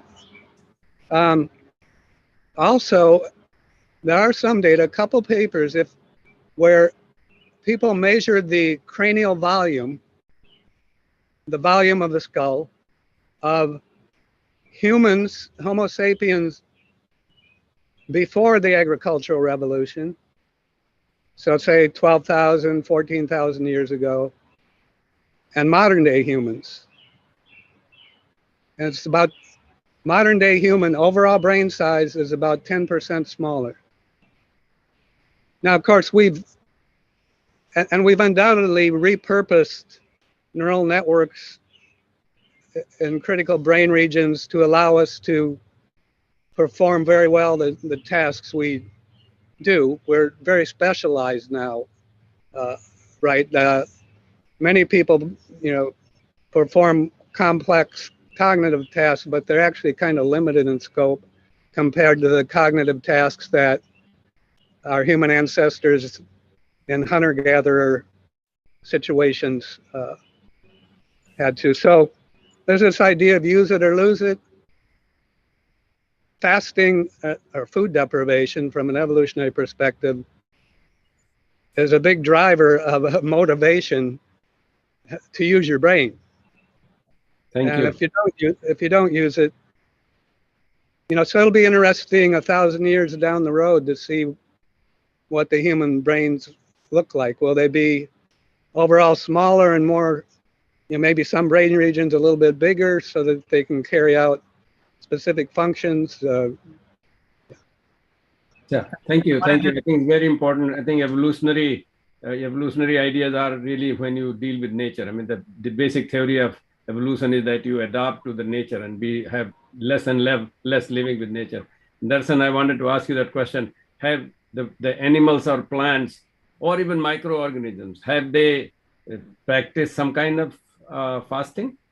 I think what Dr. Mattson was saying is that when we have the stressors, you sort of we adapt to meet the needs of the environment around us. So I think all microorganisms, plants, and stuff have figured out ways to adapt. So for in the plant kingdom, the classic example, a cactus has thought of how to adapt in low sort of water environments. We think of animals that are able to hibernate. Again, as another sort of evolutionary adaptation where obviously without food for long periods of time. I'm curious to just your earlier point on just thinking about how we educate, and that's an area of interest of mine, and I know many here on this in this meeting. When we think about educating the next generation of healthcare providers and professionals, I guess two questions, and one I'll address to Dr. Mattson and one to Dr. Balramsingh. One is that, how do we think, what needs to be now taught in the medical school in terms of how we counsel, how we talk to patients around intermittent fasting? And then the second is, what does the cultural perspective offer us as a way to connect with patients? Is this an opportunity for building better overall care and the way we deliver care to patients of multiple different backgrounds that may not be necessarily even familiar with some of the traditions that at least are referenced today in this afternoon's discussions? So Dr. Mattson, maybe your thoughts on just how we educate. I think that the initial focus should be on people with obesity or who are overweight or insulin resistant, and counsel them on, there's evidence that, as with exercise, if one can get their weight down by switching, by either exercising or eating less calories, or, which may be easier than counting calories every meal, by switching one's eating pattern to an intermittent fasting eating pattern, that's going to improve their health and greatly reduce their risk for the main diseases that kill us. And then the next step is to counsel them on how does one go about switching, if they, let's say they normally eat 3 meals a day plus snacks, how do they go about switching to intermittent fasting? And one comment I get from many people who have, quote, tried, unquote, intermittent fasting is they can't do it. If they don't eat breakfast, they're hungry, they're irritable, they can't concentrate. And I say, yes, that's true. It takes several weeks to a month for those initial side effects, which are actually just due to changes in neural network activity, neuroendocrine signaling, leptin, ghrelin system, and so on. Just as with exercise, where if someone's out of shape and you say, okay, and go on a 5-mile run today, they probably won't make 5 miles and they're not going to feel very good or very good about themselves. And so they have to be, and that's why you have exercise regimens where you build up. So in the New England Journal article, that last figure, we just threw out, Rafa Dagaba and I just threw out a couple of potential suggestions. These are just suggestions where, for example, someone can initially reduce the time window they eat each day to 10 hours, do that for a month, and maybe the doctor's office check with them a couple times or through text messaging or whatever. And then they come back after a month just for a discussion. And then the next month they go to 8 hours, and then maybe the goal is 6-hour time window, and do that over 3 or 4 months. And, or the 5-2 intermittent fasting, there's ways to ease into that too. And then I think the key thing is having the people recognize that there's initially going to be side effects, if you will. They're going to feel hungry, maybe irritable, and those will disappear. And after they disappear, most people report that they feel better than they did before they switched their eating pattern. And another parallel with exercise, in some of the studies I've been involved with in human studies, people in the studies, if they stop intermittent fasting, after they've been on intermittent fasting for several months or 6 months, then they don't feel good if they stop it. So that's similar to exercise. If you're in shape for physical exercise, improve your mood and everything, and if you stop, you don't feel good. We think the same is true, at least to some extent, with intermittent fasting. And Dr. Singh, your thoughts on how we, how do the cultural traditions inform how we educate the current? Yeah, I think the culture is very, very important, and I think it should be looked at more scientifically, so that it doesn't look like it's something to do with social stuff. Like Dr. Lord was just talking about it. The basic fundamental idea of the culture where it develops is very local, and the food, the disease, the organisms, the pollution is also very local. So it will be very important for the studies like Dr. Matson's and his colleagues are doing. They are feeding it to rats or mice, certain things, because based on what they know, whatever rats might eat. I mean, in India, in here, cat food involves meat. For example, I go see the cat food. I don't have a cat, but I see cat food or dog food. But in India, a cat eats whatever the humans eat, because that's the culture, they feed the same thing. And so the food, the kind of ingredient that they have, the weather they have, all that has an impact on this. So this very important that we understand that it goes to the extent like Dr. Lard was talking about in Ayurveda. This is very important. It's talking about individuals, not only bath, pit, cough. I mean, there are several questions people are asking. I'm doing for 16 hours. Should I do for 5 hours? What should I do if I have migraine or if I have diabetes? Everything is very individual. And I think that it should be very important part of education, that people should not just copy something from somebody else is doing and then try to do that. I'm sure Dr. Madsen will agree with that. So, the fundamental one question I want to, I got this because I'm moderator. I've been given this question to ask, and I will ask this question and continue my conversation. What about those studies that have come out on the Biggest Loser TV show? I have never watched that show, which showed slowing metabolism and long-term, all the people gain more weight, even the biggest loser winners. I guess, TVC probably they were sitting, and that's for Dr. Madsen to think about that. But I want to go back to this evolution darshan. Why I asked that question about evolution is that evolution is very local, even though people think it's like very global, but actually it's very local. You have to deal with the environment that you are dealing with. Dr. Madsen talking about, people don't have, hunter-gatherers have the food. They have to figure it out, first food. Now we don't have to deal with.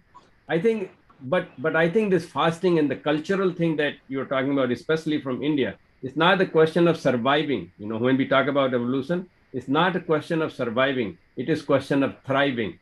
So many people is, you know, and it is very important question, Dr. Madsen, for people to think about.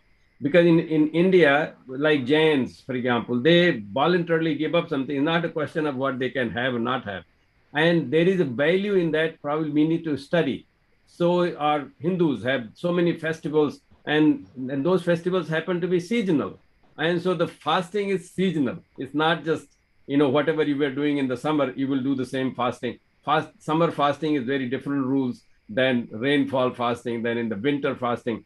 So this culture is very important, darshan, not only for the science of it, but also for education. So we cannot prescribe exactly same thing what Indians, for example, do in India, to tell that in Boston people do the same thing. And which means this is where your organization, Dr. Madsen organization, my organization, the research and training and teaching and writing and publishing comes, that we should make people aware that it's really local and we need to work with the local culture. So Thanksgiving might be a good place to start, for example, in America, to teach them what kind of food they should eat and how should they practice fasting, or maybe the Christmas time, because that's when families get together, unlike in India where things are a little bit different.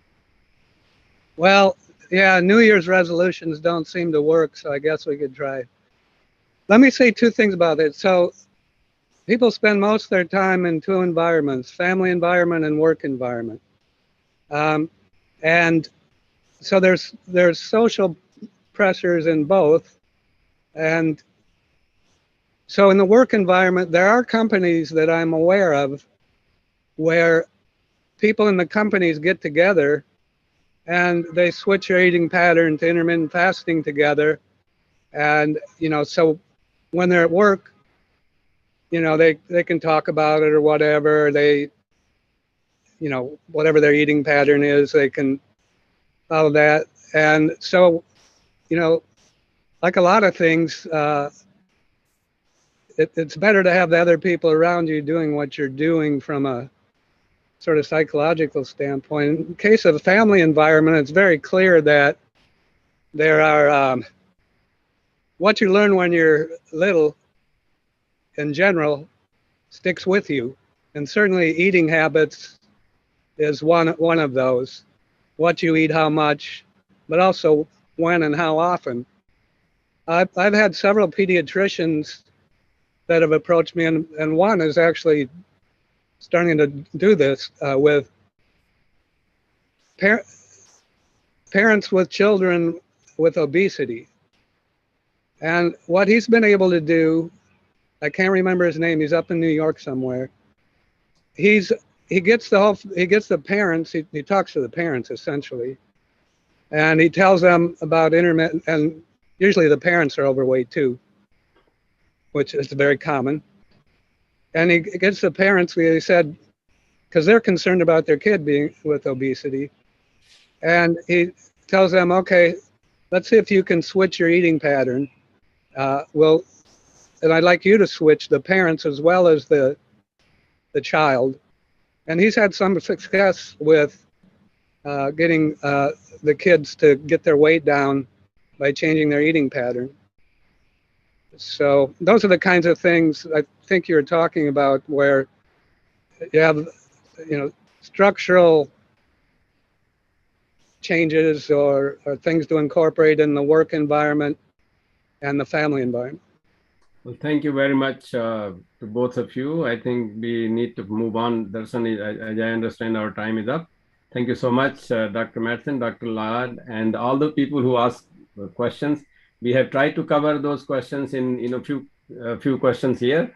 But if there are further questions, I'm sure we will find a way to let the speakers know. And then if we find the response, I think we will communicate. Be in touch. Thank you.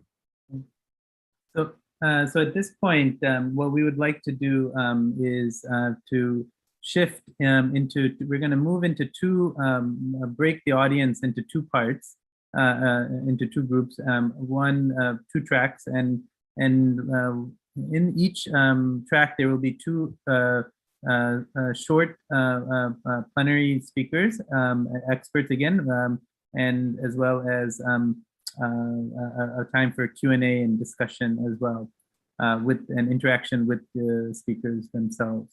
So what we'll do is we're going to take just a brief 7-minute break so that people have a chance to, if they would like to just take go to the restroom, grab a drink of water, and we'll try to practice our fasting, and at least at this time frame.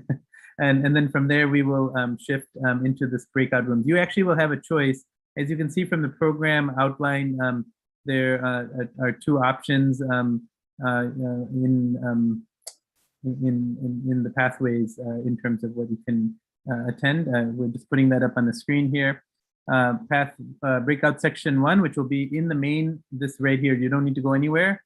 That will be Dr. Frank Shear on circadian rhythms and when to eat, and Dr. Anna Baljes from talking about asceticism, well-being, and spiritual purification, fasting in Jainism. And then the other section, and just when you get the signal to enter the breakout, just say yes, and you'll go into the breakout room. Will be on Dr. Satbir Singh Khalsa. We'll talk about yogic diet and fasting, and then Dr. Sang Sarema Ujid will talk about the Buddhist contribution through the lens of well-being. So again, just we'll just invite you just to take a brief break, and just come back here in 5 minutes or so. That way we can then break out into the rooms, and then we'll engage in discussion, and then in the next part of the afternoon. Okay. Great, thank you. We will return in 5 minutes.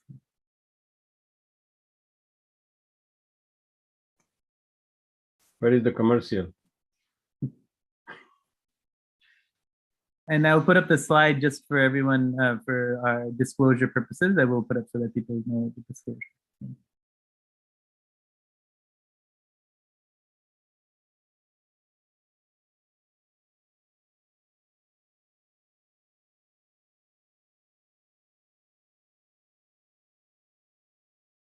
Well, in football games, we have some shows, right? When there is a break, halftime break. Should we invite Yogesh to perform the halftime? We'll need a crew. True. Okay. Well, it went so well so far. I think it went well, and there were a lot of enthusiastic questions. That shows that people really paying attention.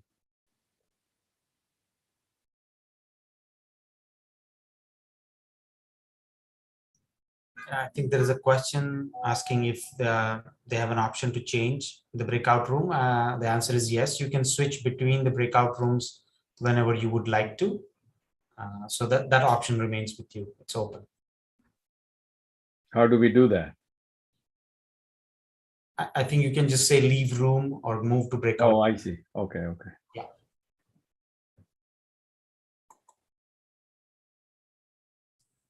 I think, Darshan, yeah, you need to switch your displays. Yeah, when I said leave, it says only to leave. It didn't give me that option, but maybe that will give me the option later. Should I already test my slides to see that it shows up okay? I see Darshan nodding yes. Yes. Okay, good.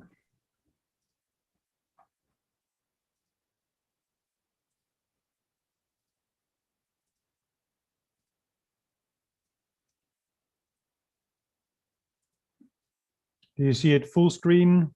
Yes. Excellent.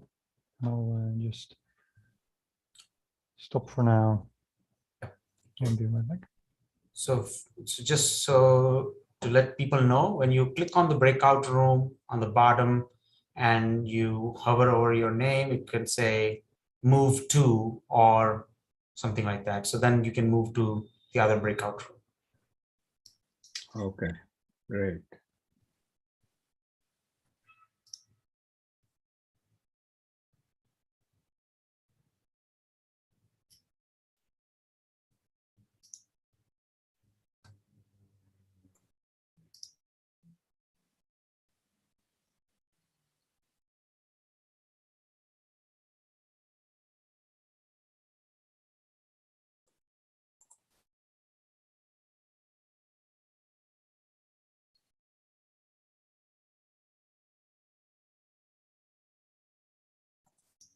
putting the schedule right so that people can see what's coming up.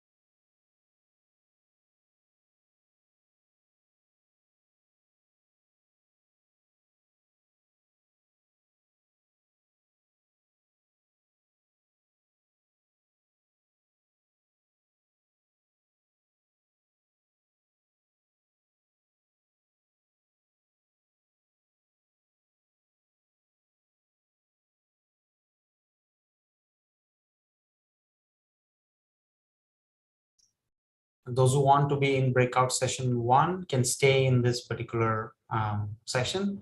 Only those who want to move to the breakout session 2, which is on yogic diet and fasting, as well as Buddhist contributions, can move to breakout session 2. So, but if you want to stay in breakout session 1 on circadian rhythms, you can stay here in the same session.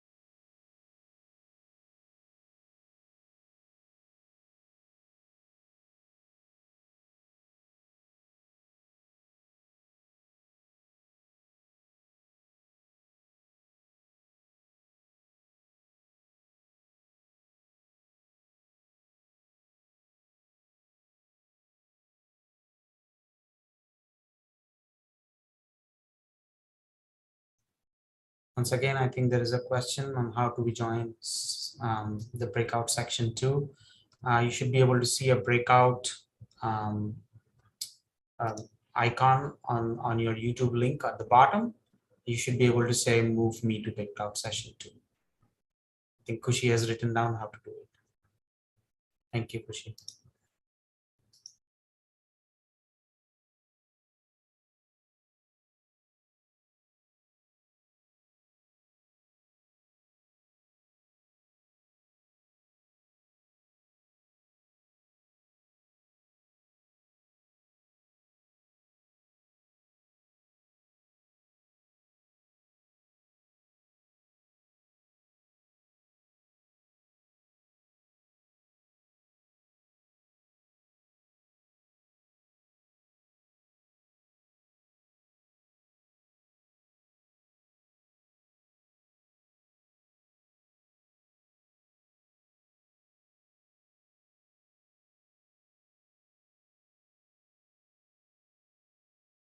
I found the easy way to join the other breakout session, just to click on the breakout session and scroll down to the bottom, towards bottom is then shows the room 2 and it says join, rather than looking for your name or something.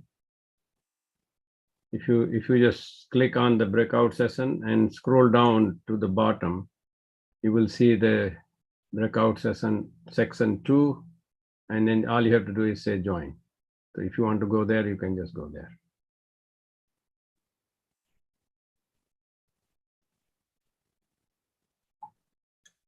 See that some of them are not able to join. We'll try to fix that.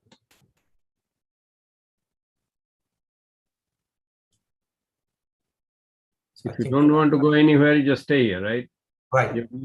If you don't have to go anywhere, just stay and you will be in this room, or you can join the other room by clicking on breakout rooms and then scroll down to join breakout section 2.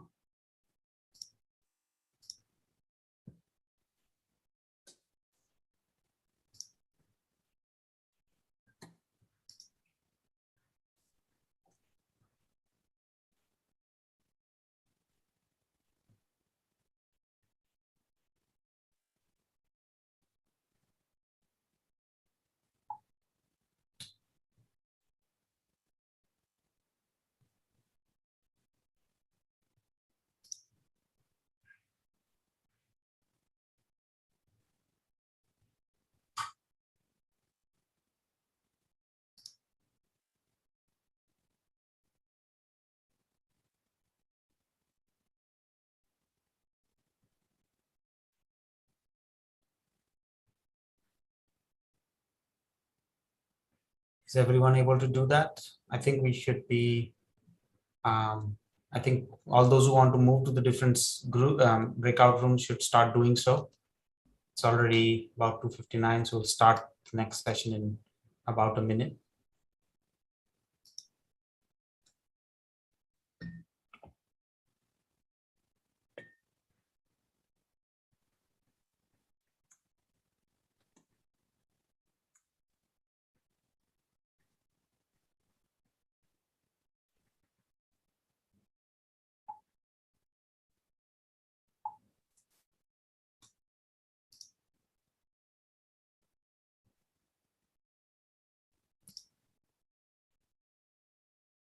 Yeah, it's about 35 people in the other room.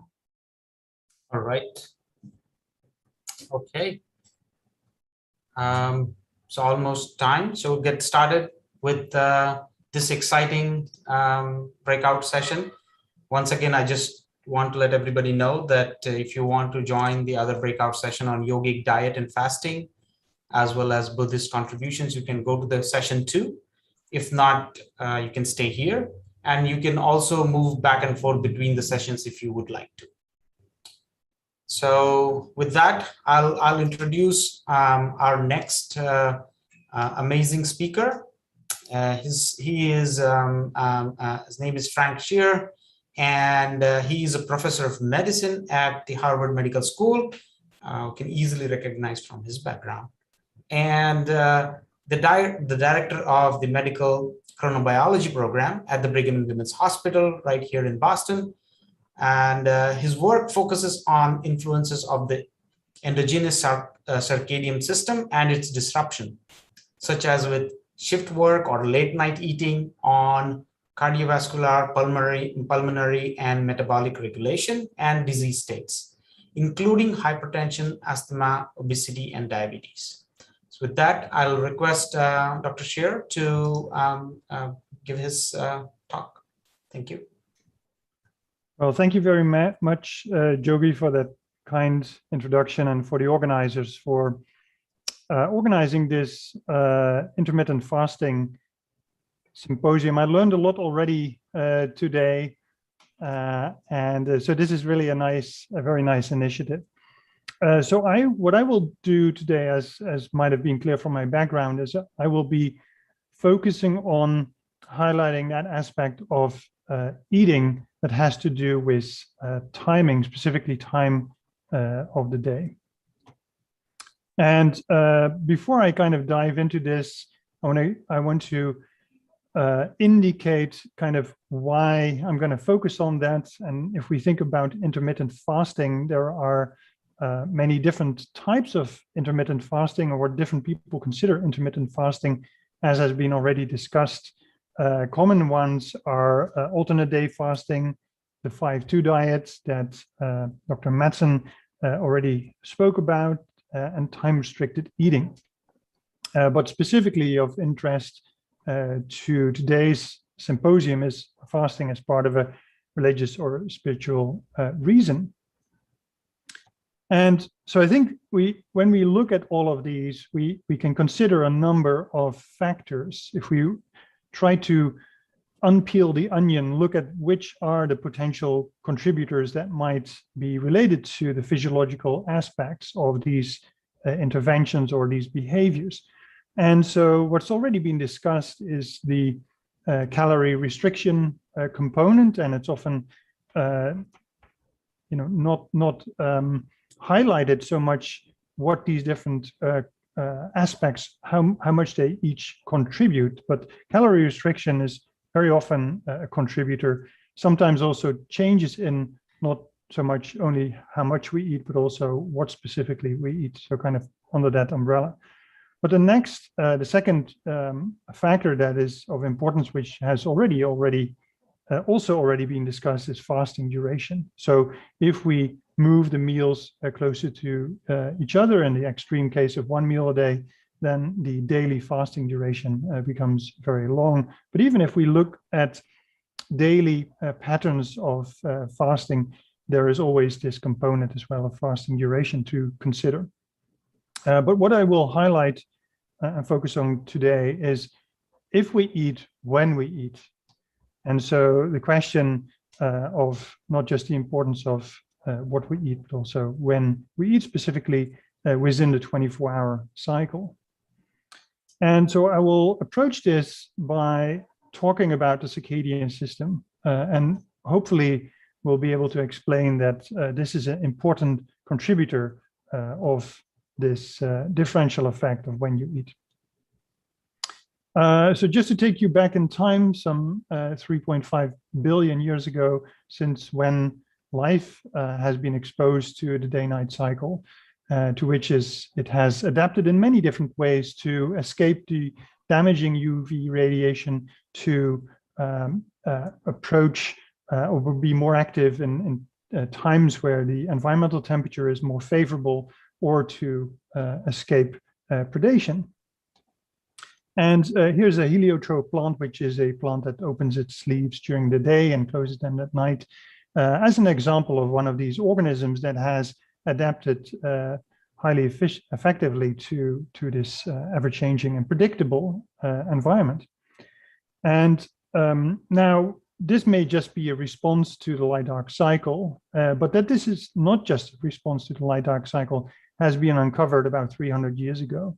So there was a French astrophysicist, Jean-Jacques Tortou-de-Mairan, who asked the question, well, what if you remove the light-dark cycle from the environment? So he basically stopped the rotation of the Earth, at least from the point of view of the plants, by placing them in continuous darkness, and observed that these plants continue to open and close their leaves with a rhythm of about 24 hours. And future studies have shown that this is not temperature cycling or other radiation or other factors that are driving this. So really the first published evidence towards the existence of endogenous circadian rhythms. So rhythms that are generated internally by the body that don't depend on or don't require the external environment to be cycling. So then where is this clock located? Well, this was investigated in the beginning of the 70s, and it was found that in the mammalian system, at least, we have a densely packed small bilateral nucleus, the suprachiasmatic nucleus, which, as you can see here, is bilateral. In the middle of this is the third ventricle, and it lies on top of the optic chiasm, from which it receives light information that keeps it synchronized to the light-dark cycle. And if this structure was lesioned in rodent studies, these animals became arrhythmic, showing that it's necessary.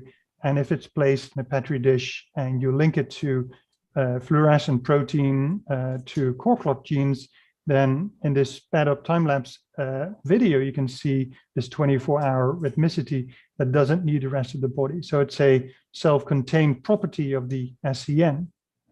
So that was about 50 years ago or so. But if we now fast forward to about 25 years ago, it was discovered that the SCN, the suprachiasmatic nucleus, is not unique, and that in fact, virtually all of our tissues and organs contain the same ability of generating 24-hour rhythms. So if you take a fat cell, a skin cell, a heart cell, put it in a petri dish, it will happily take along with a rhythm of about 24 hours. And so it was then the discovery of the molecular machinery underlying disability that's really shows it's a cell autonomous clock is based on the discovery of these core clock genes that oscillate with a rhythm of about 24 hours due to a transcription translation feedback loop where the protein products negatively feedback on their own production. And it was this discovery that led to the Nobel Prize in 2017 that really was critical in the field of circadian biology for our understanding. Now, so we moved from a single clock to really a multi-oscillator system with clocks in all our cells, tissues, and organs. Now, as I mentioned before, we have inputs, and the most well-known, of course, is light, which synchronizes our central clock that then disseminates its timing information to the rest of the body using hormonal time cues as well as the autonomic nervous system and even core body temperature. But it's also been discovered that other tissues, these peripheral oscillators, can be sensitive to other time cues, such as the timing of feeding. So timing of feeding, it's been shown in animal experimental work, can synchronize the liver clock, for example, to Tokyo time while the SCN remains on Boston time. So you can really dissociate this multi-oscillator system. Now, so this has been then shown to affect many aspects of our physiology. And of course, most people will think first of sleep, which is absolutely true. But it's not just sleep that is under important control by this internal circadian system, but basically all of our physiological functions to some degree. So, for example, growth hormone is little affected. It's mostly due to sleep and not the internal body clock system, whereas cortisol, as an example, is strongly determined by the internal body clock. Even if you don't sleep, cortisol will show its the same pattern. And if you don't eat, for example, if you're fasting and being awake for 24 hours, you'll see about the same amplitude and timing of your cortisol rhythm. So we have a good understanding of the organization of this system. And more recently, it's become really in the spotlight for also the potential implications for pathology, not just physiology. And we can think about prevention, and I think that's applicable here. So can you change your lifestyles to prevent chronic disease? You can also think about diagnosis with particular hormones that are highly rhythmic. TSH is another one. So when in your circadian timing cycle, you would measure this hormone may determine your diagnosis for thyroid disease, but also treatment and also inter-individual differences based on your genetics of relevance for personalized medicine. And I will briefly talk about that at the end. So one example of a factor that is under circadian control is our glucose tolerance. And this, of course, is of relevance to the risk for type 2 diabetes, where glucose tolerance is one of the measures to diagnose people for having diabetes. And so this is classic work by Evan Cowder and colleagues showing the differential response to an identical test meal, either in the morning, in the afternoon, or in the evening. So as you can see, the glucose tolerance is impaired relatively in the evening hours. So glucose rises much higher and stays elevated much longer, even though the test meals, these arrows indicate the timing of the test meals. These test meals were identical. So, and of course, it's quite possible that the behavioral cycle might be driving this because, of course, there are big differences between breakfast and dinner in the sense that breakfast is typically after an overnight fast, after sleep, physical inactivity, and darkness, whereas dinner is typically after extended wakefulness. Typically, the fasting duration is somewhat shorter, as well as it typically occurs after physical activity and longer-term light exposure. So might it be that these behavioral factors are explaining this, or could it be that the internal circadian system that I just summarized to you might this be involved? And just to summarize the results of a study where we did a simulated night work study where we could dissociate the behavioral effects and the circadian effects, what we found was, yes, there are effects between breakfast and dinner where glucose tolerance is relatively impaired during dinner compared to breakfast, following identical meals that people had to consume in the food items in the same sequence within 20 minutes. Whereas also the endogenous circadian system, so independent of the feeding, fasting, sleep, wake, rest, activity, and light dark cycle, had an important effect. And in fact, if you compare these two, it's apparent that the internal body clock in this case has a stronger impact than all the combined behavioral and environmental factors together. And so showing really that we should take into account the individual circadian phase when thinking about the consequences of meal timing for, in this case, glucose tolerance. So what about weight regulation? So we were really intrigued by early animal experimental work that showed evidence that the timing of food intake matters for weight control. And so this study by Diane Arbel and colleagues in Fred Turek's lab in Chicago, what they did is provide access to food for 12 hours in the day or in the night. Now, this was done to nocturnal rodents, and so they're typically eating most of the food at night when they're physically active, and they typically sleep and fast during the light phase, so during the daytime. And what they found was that these animals, when they put them on a high-fat diet, which is the most commonly used diet-induced obesity model, what they found was that the animals did gain a lot of weight when they were fed during their typical eating window in the night, but to their surprise, they found a much larger and more rapid increase in body mass in the animals that were given food access only during the light phase. So mistimed food in this case resulted in a more rapid development of excess body mass. So we were very interested to know if something like that might also apply to humans.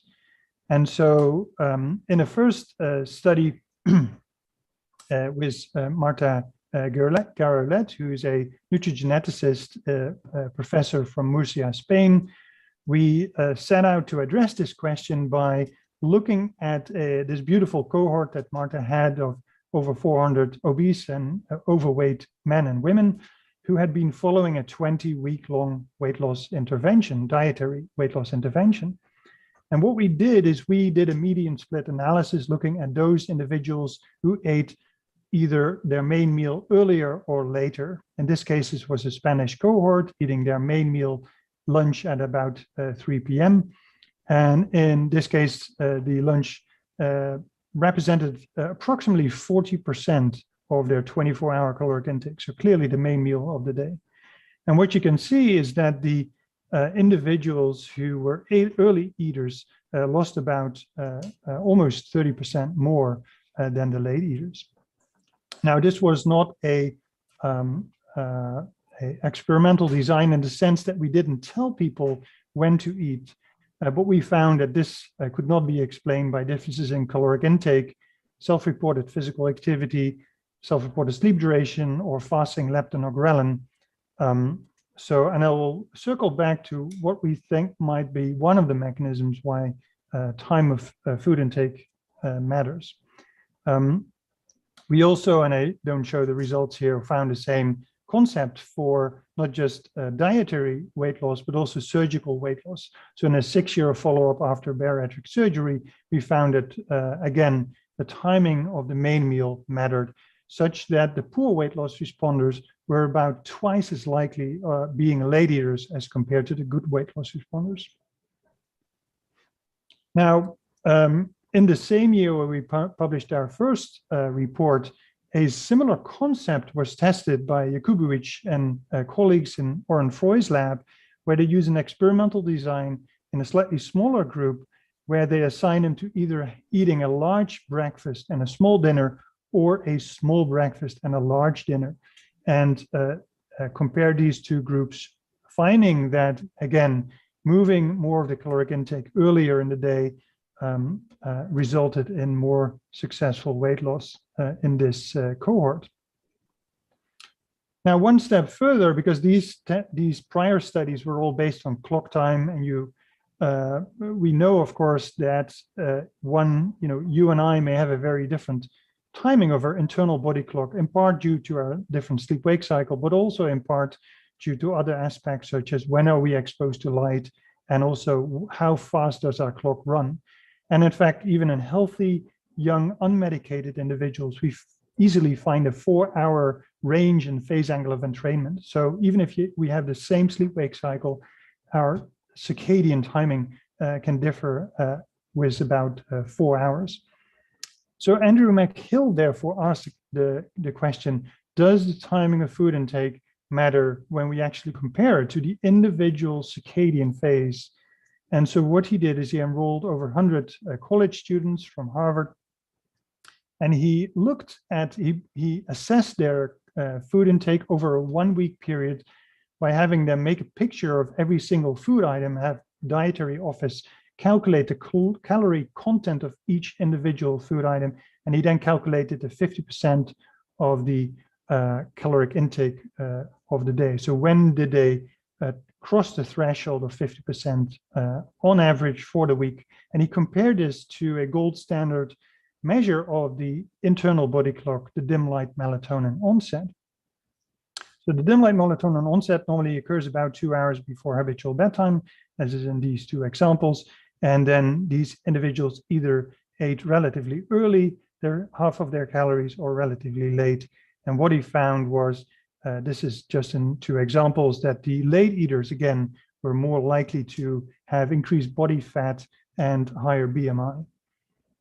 So why might this be? As I said, I would circle back to this. And one of the factors we wanted to look at, if it's not caloric intake, and if it's not physical activity, and of course, these were field-based studies, so you have to take that with a grain of salt. But one of the other mechanisms, of course, is energy expenditure. Now, we looked at basal metabolic rate as well as diet-induced thermogenesis. Diet-induced thermogenesis being the increase in caloric expenditure following a meal as compared to when fasted. And so what Dr. Morris found, who was a postdoc in my lab, which we published in 2015, was that the circadian timing system plays a dominating role in determining the magnitude of diet-induced thermogenesis.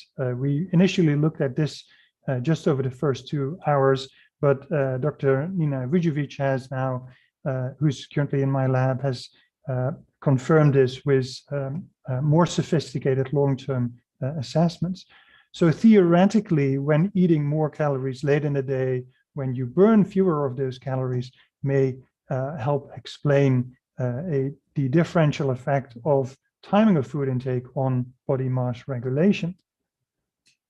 And not only does the body differentially respond to caloric intake, but there is also an effect of the circadian system on the drive for caloric intake, which we assessed in a gold standard circadian protocol, a 2-week forced synchrony protocol, which we had published about 8 years ago. And then more recently, Dr. Jingyi Qian, who's currently promoted to faculty in my lab, showed that this actually correlates with differential acylated ghrelin control, the active form of the hunger hormone ghrelin. And this paper, we couldn't have timed it better. This paper came out literally today in FASEB journal. So Teresa Hernandez worked on this for her thesis, and Marta Garoletta as well, again, was involved as the senior author in this work. And so what we showed was looking at 3 different conditions, either chocolate in the morning and the first hour after awakening, chocolate in the evening, last hour of awakening, or no chocolate. Each of these 3 conditions for 2 weeks straight, with 1 week washout in a randomized crossover design in 19 overweight postmenopausal women. So each participant was their own control, where we could look at the effect of identical 100 grams of equivalent to about 550 kilocalorie chocolate intake, milk chocolate, in the first hour or the last hour, finding that they decreased their other caloric intake during the day, primarily in the morning, that in a morning chocolate intake, they decreased waist circumference and fasting glucose levels with increased fat oxidation, whereas with evening chocolate, they showed increases in physical activity, heat dissipation, and carbohydrate oxidation, with also changes in microbiota population structure and function. So in the last minute, quickly to talk about melatonin and genetics, talking about personalized medicine in this case, with the initial discovery now in the beginning of the 2009 and 2008 back-to-back publications from GWAS, genome-wide association studies, showing increased risk for type 2 diabetes with a genetic risk variant for one of the two high-affinity melatonin receptors, mTNR1B.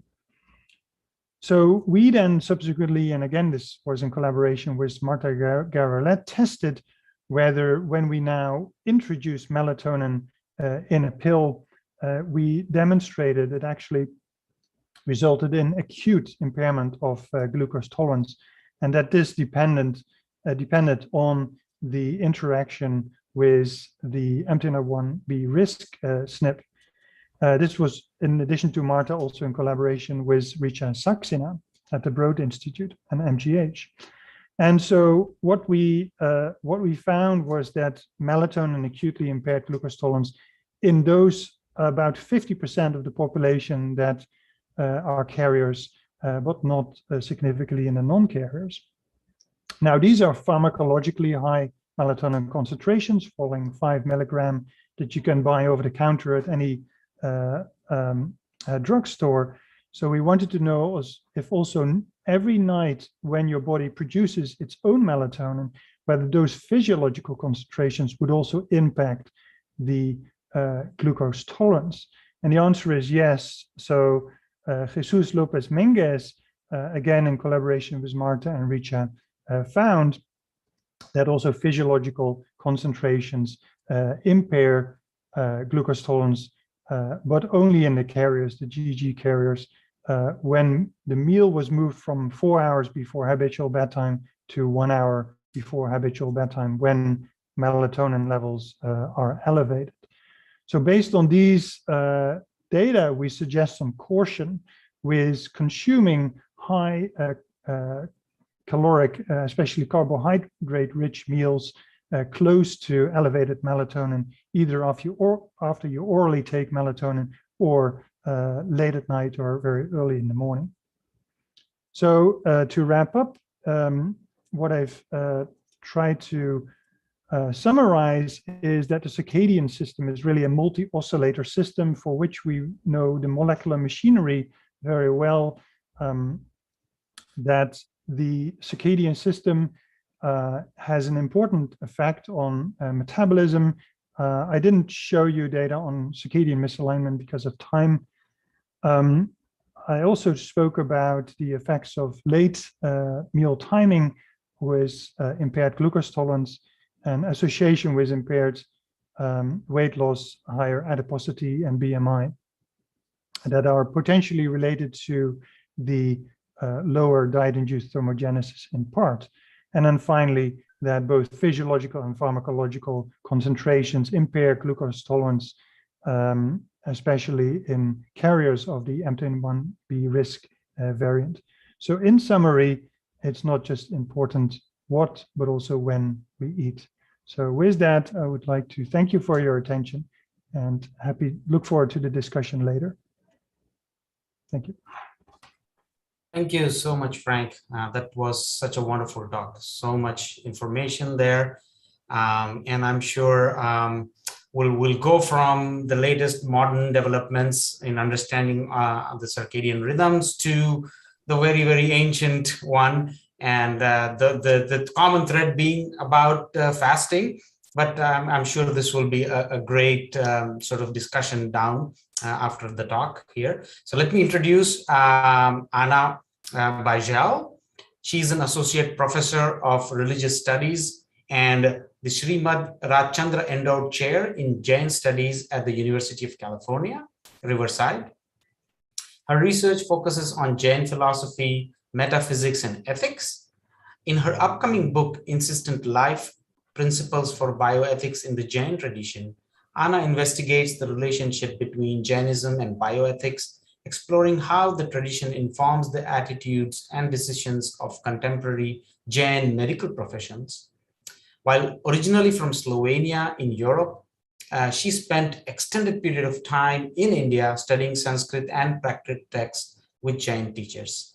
With that, I'll ask Anna to share her thoughts on intermittent fasting. Thank you.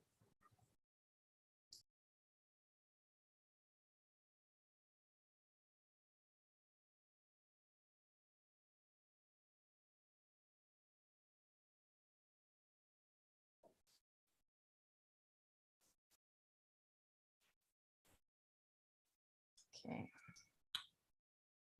Just a sec. Yep. Go ahead. I think you should be able to see the screen now, right? Yes, we do. Okay, so well, thank you very much, Yogesh, and thank you, everyone. Thank you very much for attending this presentation. And before I start, I want to just thank the organizers for inviting me to participate in this symposium and for their willingness to include Jain perspectives in today's discussions. So I've organized my talk on Jain fasting practices around several central questions. One set of questions concerns the fundamentals. What is the definition of fasting in Jainism? What is the relevant terminology? And what is the religious, philosophical, and sociological context in which Jain fasting practices are rooted? And intersecting with these questions is the next set, which concerns the aims and functions of Jain fasting practices. Why fast? What does a practitioner hope to attain by undergoing these practices? The next set of questions revolves around the different kinds of Jain practitioners who undergo fasts, as well as the particular types and processes of Jain fasts. And this structure will allow me to explore at the end to what extent we can or cannot describe certain traditional Jain fasting practices as resembling contemporary secular intermittent fasting practices. And I will also briefly touch upon contemporary Jains who view their own traditional fasting practices through the scientific lens. So for those of you who are not familiar with Jainism, let me offer just a short introduction. Jainism, as Yogesh mentioned, is a religious tradition, is very old, over 2,500 years old. It's a South Asian religious tradition. Its ethics is centered on nonviolence, which has a very rich history within the tradition and features prominently already in the earliest extant Jain texts. As I will explain in the specific case of fasting throughout this presentation, religious practice within the tradition is aimed at various spiritual and worldly goals, ranging on one hand from the ultimate aim of liberation from the cycle of rebirths, which Jains believe all embodied living beings to be trapped in, and then on the other hand, to worldly well-being of oneself and other living beings that we share our existence with. Jains believe that embodiment of living beings who are trapped in the cycle of rebirths is determined by karma. By karma they have accumulated throughout their lives. And it should be noted here that among the religious traditions of South Asia, Jainism is rare in understanding karma to be material in nature. So according to the tradition, the specific characteristics of each embodiment are a result of the interaction of karmic matter and the so-called jiva or atman, this here, often translated as a self or a soul, an immaterial substance that is eternal, an eternal, indestructible core of each living being. While the very complex Jain understanding of karma has changed over time, it eventually came to be accepted within the tradition that whenever bodily, verbal, and mental activities of living beings are informed by the passions of anger, pride, deceitfulness, and greed, the matter that a living being attracts by performing various activities binds to the soul, so actually attaches to the soul, and in this way perpetuates its entrapment in the cycle of rebirths. And so many Jain religious practices are aimed at preventing this inflow of new karma throughout various restraints and so on, as well as weakening and possibly eliminating different sorts of karma that are already bound to the soul. Now, since this latter form of karma has to be removed from the soul, sort of peeled off from the soul, it is really quite logical that many Jain practices are very physical in nature, even though they usually have an internal component. One of the central Jain practices that is performed by both Jain mendicants, that is Jain monks and nuns, and the Jain laity, that is laymen and laywomen, so religious adherents who are not Jain monks and nuns, who are not mendicants. One of the central religious practices for all of them is fasting. Throughout history, Jains have found inspiration for fasting in the stories of the great Jain religious figures who are often described as extraordinary ascetics, undergoing extremely difficult austerities, including very long fasts. Now, the most general term for fasting is upavasa. It's a Sanskrit term, and this is just a general term for a fast that can be observed either for a day or longer. A related term is a Prakrit, so that's a vernacular language, spoken language, a language that early Jain texts are written in, early canonical texts, is posaha, from Sanskrit upavasatha, which has, according to R. Williams, been falsely Sanskritized into paushada, proshada, or poshadha, and has come to be understood as a so-called parvan, or a day of the moon's periodic change. Jains have understood some days in a month as particularly auspicious for observing fasts, because it is, as John Court noted, on those days that karma is considered to be less stable, more volatile, he says. These are the 8th day of the month, the 14th day, the full moon, and the new moon. And some texts also add additional days. In line with this understanding, certain texts use the compound, the word paushada upavasa or paushadopavasa, to refer to fasting on sacred days, on these special days. And I'll mention some of the many technical terms associated with the Jain practices later, but I'll try to keep it, I'll try to not overburden you with the Sanskrit terminology. Now, an upavasa is generally defined as a voluntary, partial, or complete abstention from food and water, or consumption of only water that has been previously boiled. And even that is then limited. It can only be consumed shortly after sunrise until sunset. Abstention from both food and water that I just mentioned is also commonly referred to as chauvihar, that may be familiar to some of you, and abstention from food only as tivihar. Now, the majority of fasts that last longer than 2.5 days allow drinking water, because here some of the longer standard lengths would be 15, 30, and 45 days. And certain long fasts also include limiting eating only to once or twice a day. So permitting eating, but limiting the number of times one can eat per day. A very demanding fast called ayambil prescribes eating only bland food, achama amla, such as unspiced boiled rice, gruel, or barley meal once a day.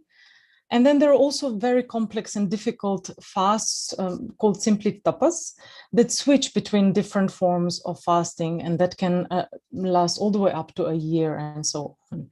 Some of the fasts also mendicants will perform every day of their life. Now, previously boiling water that I mentioned, I just want to make a note here, is really motivated by the principle of nonviolence, because it's supposed to prevent violence of a generation that would arise with the generation of an infinite number of minute living life forms in water. And it is here important to point out that for those of you who are unfamiliar with Jainism, that the Jain understanding of life is incredibly broad.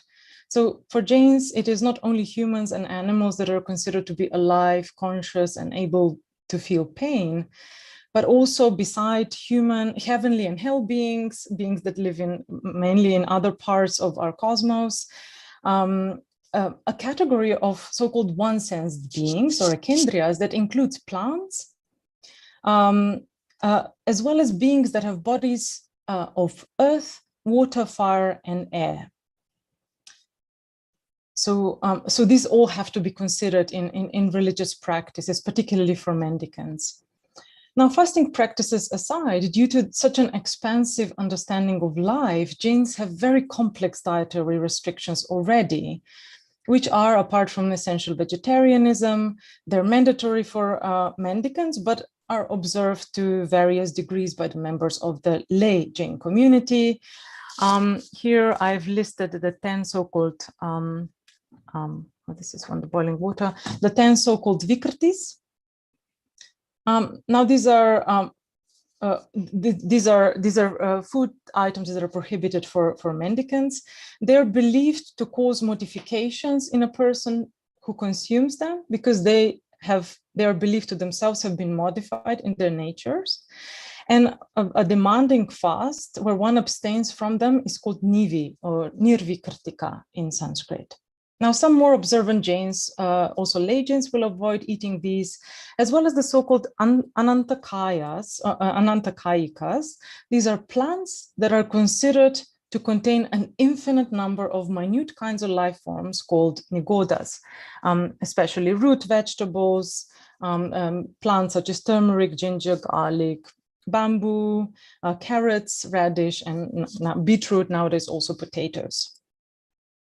Now, while various Jain dietary restrictions are strongly motivated by compassion and aimed at preventing violence toward other living beings, the tradition lists many different aims and functions of fasting practices, from the basic goal of spiritual progress, religious purification, and also expiation on one hand, to worldly well-being that includes bodily health, good marriage, peace, wealth, or general prosperity, be it economic and so on, of the person who is undergoing the fast, or even of somebody else. Now, the idea of karmic transfer is not central to the Jain doctrine, but it is still present in the tradition.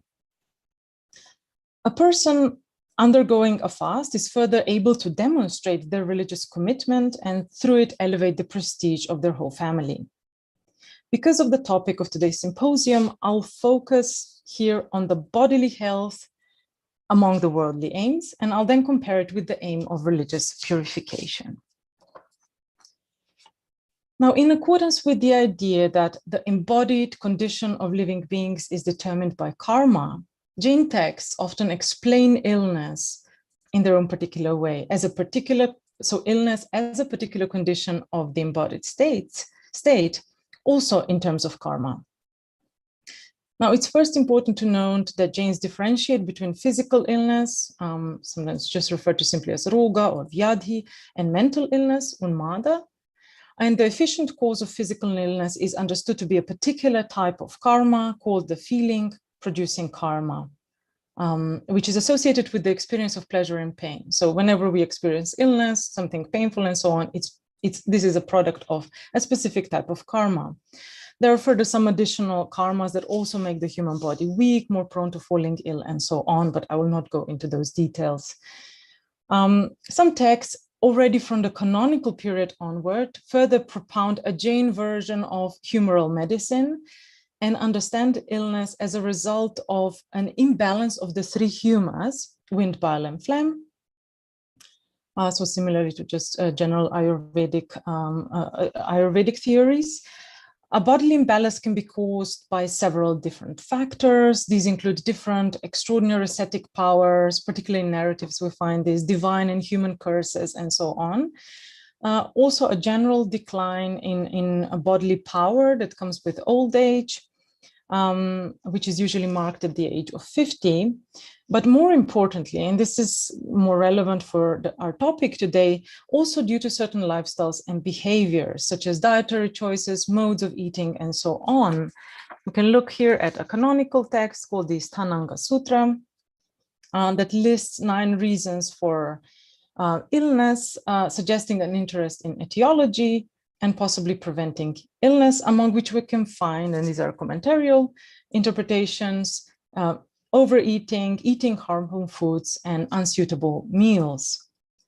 Now, it should be noted that the earliest canonical texts encourage a mendicant to endure all pain, and this is really important. So, the earliest texts are completely focused on liberation rather than any sort of worldly well-being. So they discourage mendicants from seeking help when they fall ill. But medicine gradually becomes accepted also for mendicants. And while some monks and nuns today continue to refrain from any sorts of medical treatment, others consent to receiving medical care, ranging from plant-based curatives also to full-scale surgery, really depending on individuals.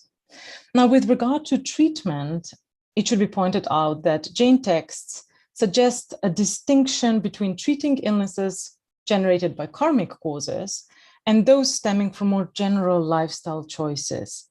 Illnesses arising from bad food or bad digestion are understood as being treatable by changes in lifestyle choices and various kind of more conventional treatments that we find in this text, such as powders, oils, massages, and so on.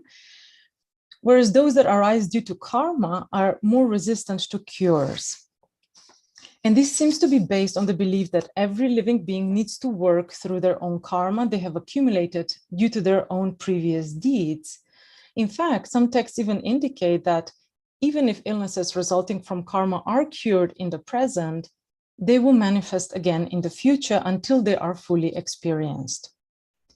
One's own past activities are thus considered this deeper cause of the present ailment.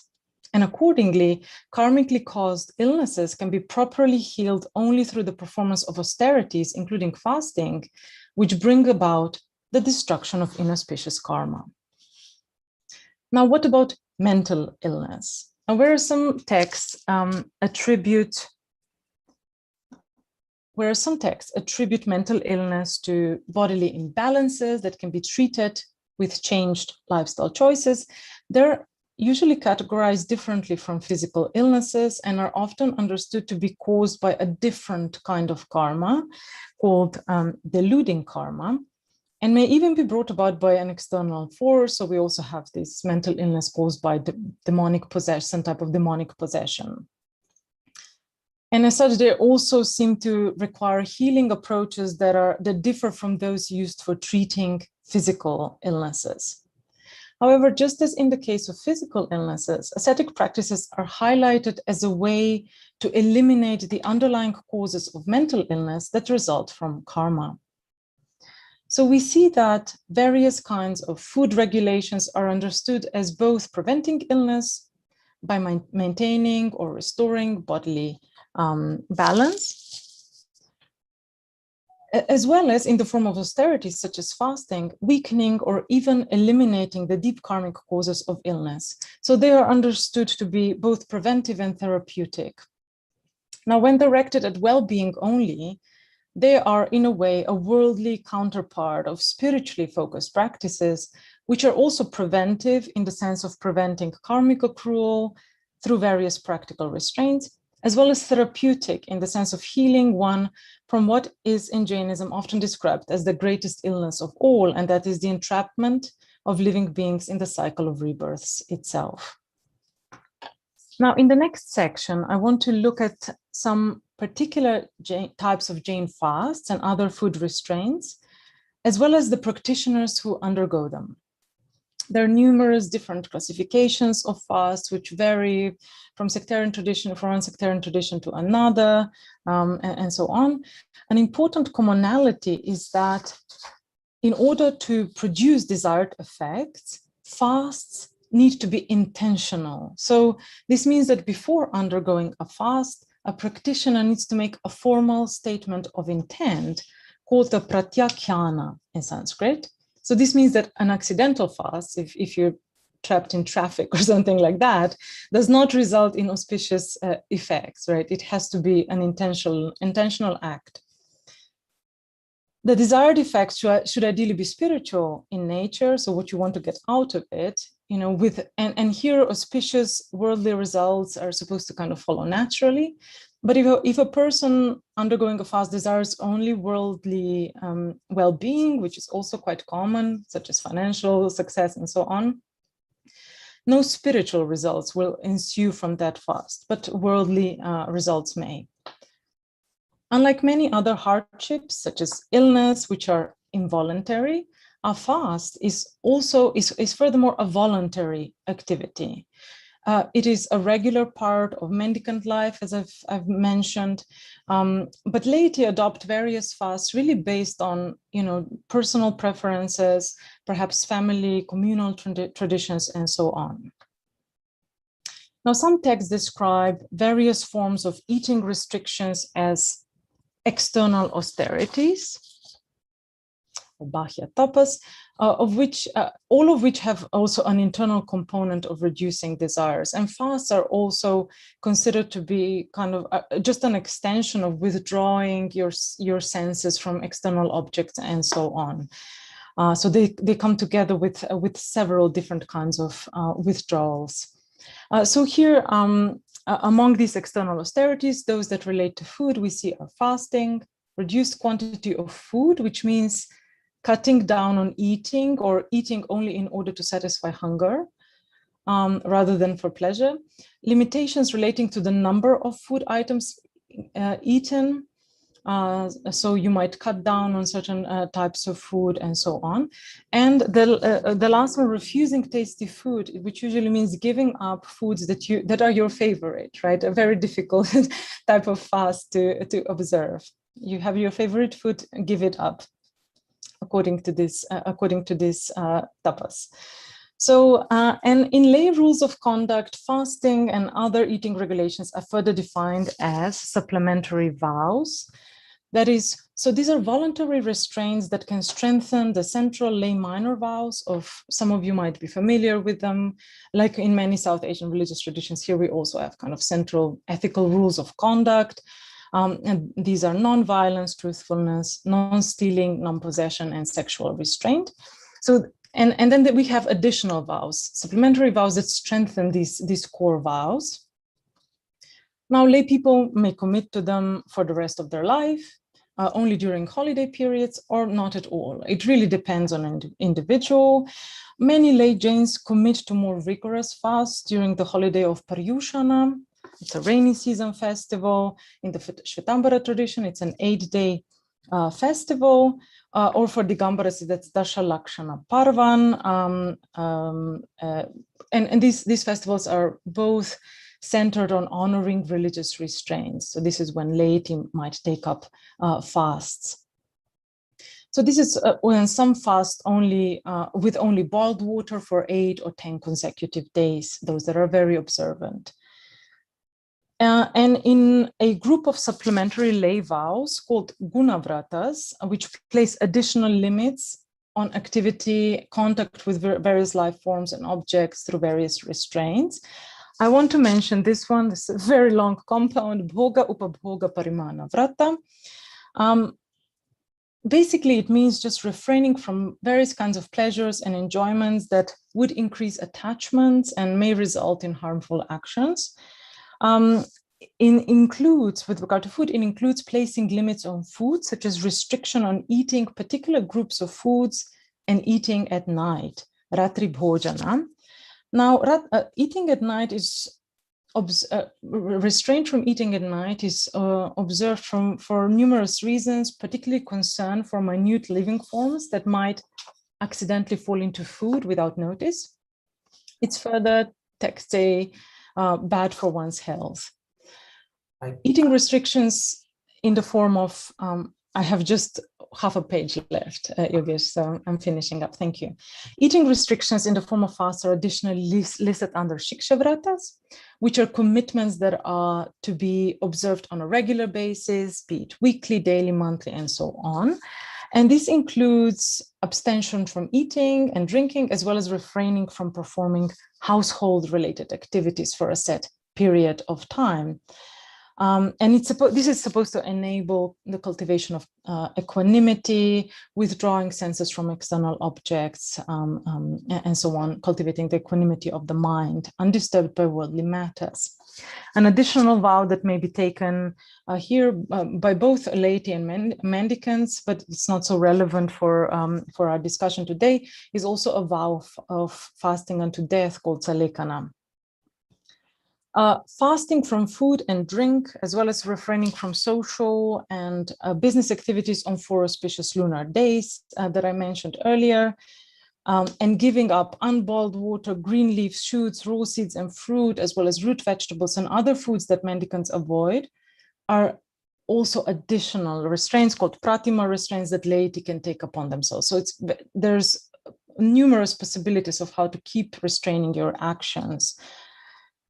So this is sort of a very brief overview, and just to wrap up, are there any intersections between the traditional Jain fasting practices and contemporary secular forms of intermittent fasting? There certainly are some parallels in the form of the fasts. Similarly to some forms of intermittent fasting, Jain fasts either limit food consumption temporally or limit the quantity or type of food consumed. Now, while ideally Jain ascetic practices should be aimed at spiritual progress and the eventual exit from the cycle of rebirths, they're also commonly directed at worldly well-being, such as prevention and treatment of illnesses. However, religious context cannot be simply disregarded in the case of Jainism, especially since it affects the traditional Jain understanding of medicine. I should note that nowadays Jain doctrines in certain contexts seems to fairly functionally coexist, such as with science, such as in the case of many Jain healthcare practitioners. And there are even some Jain scientists, and I'm wrapping up with this, who combine insights from their religious tradition and science to promote the observance of intermittent fasting. One such scientist is Minal Mehta, who has a doctorate in biomedical sciences from University of Pennsylvania School of Medicine. In a blog post from 2019 for a nonprofit organization called Young Jain Professionals, she highlights the scientific perspectives on the benefits of intermittent fasting and underlines this practice as a way for Jains to connect to their fundamental religious principles. So in this manner, traditional forms of fasting are interpreted and positively evaluated through a contemporary scientific lens, which has become a very common way for contemporary Jains, particularly scientists, to bring together the two paradigms, so the religious and the scientific. And with this, I'm concluding my talk. Sorry for going a little bit over time. And thank you very much for your attention. Thank you, Anna. Yeah, that was wonderful. It's such a diverse topic connecting so many different viewpoints there. So there have been quite a few number of questions, and I'll just get going with them. We have a little bit time, a little time left for them. So let me start with the question to Frank. So there was a question about what would a diabetic have to eat within the 4 to 6 hour window of the 1 to 6 p.m. fasting to sustain their glucose levels throughout the night, to prevent their levels from crashing while they sleep? Right. No, that's a good question.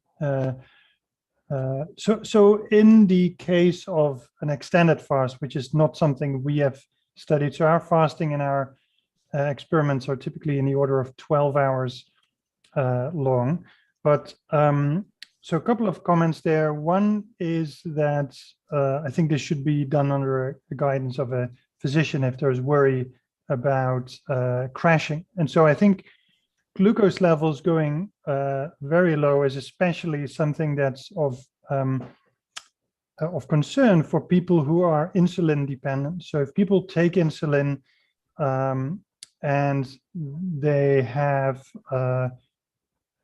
if their insulin dose is relatively high compared to their glycemic input or their nutritional intake, then they will run, of course, a higher risk for becoming hypoglycemic, which is much more acutely dangerous than hyperglycemic. If the person is not insulin dependent, I think the risks are a lot lower. However, still, as I said, I think these kind of more extreme long fasts would be good to do under clinician guidance. Second kind of obvious point is that if one takes nutritional intake that is high GI, so high glycemic index, that's more at risk to result in a subsequent crash because the glucose rises up so very rapidly and far. So eating slow carbs would be the recommendation there. And just the last point on that would be the interesting observation that in fact, known as the dawn phenomenon, people with diabetes especially tend to have rising glucose levels towards the end of the night, even before breakfast is eaten. And so I think it really depends on the person's state and the extremity of their fasting intervention. Okay, thank you. There's another question to you, Frank, and then I think I'll come to another question for Anna. Does the circadian rhythm differ between teenagers and adults? Oh yeah, that's a good question. So this has been actually, so Mary Karskeden has spent her whole career, I mean, she's done many other things as well, but she has actually been the #1 researcher in the world trying to address this question with hard science. So what she did is she brought children into the lab where they were living on a 28-hour day in dim light conditions so that she could look at their the cycle length, the period of the circadian system. And her data suggest, although it's currently not firm yet in my mind, that the period length may be longer in teenagers. What is very well established is that teenagers will move their chronotype later, such that they tend to go to bed later, which then subsequently, as the age goes down. But the question about the underlying biology is much less clear because there are large behavioral changes such as the tendency to go to bed later while exposing themselves to light, which will then further postpone their circadian system. Okay, thank you.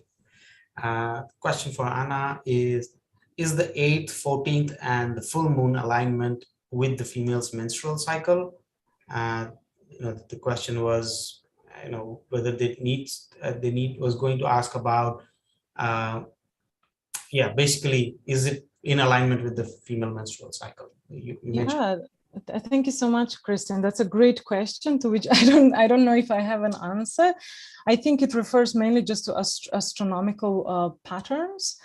So I don't know if there's an alignment to that. If anyone has done work on that, I can't recall it right now.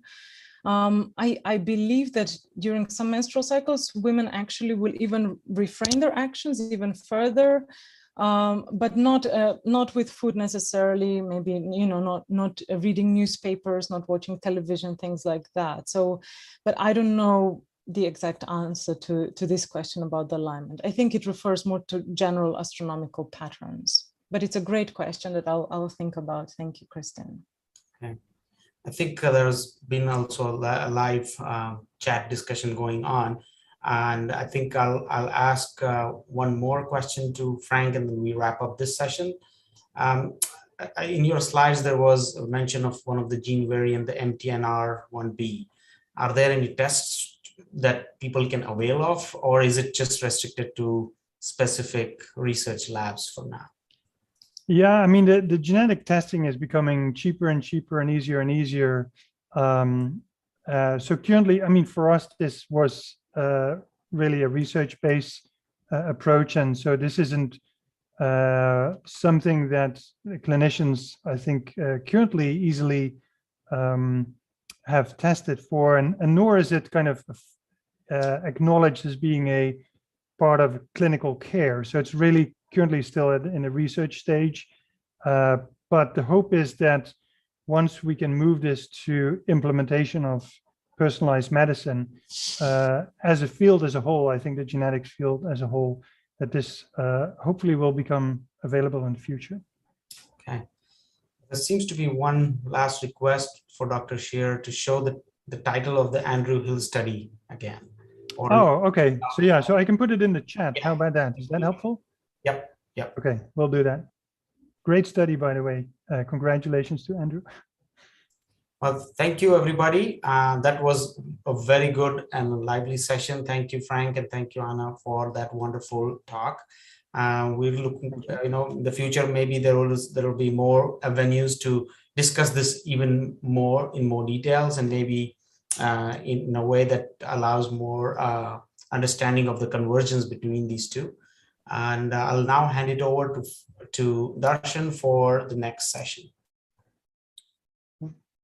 All right, wonderful. This has been an amazing afternoon, and we're sort of I have really the privilege of introducing our final plenary speaker for this afternoon, and this is really near and dear to my heart because this is my former professor, Dr. Brian Hatcher, who is a professor and Packard Chair of Theology in the Department of Religion at Tufts University.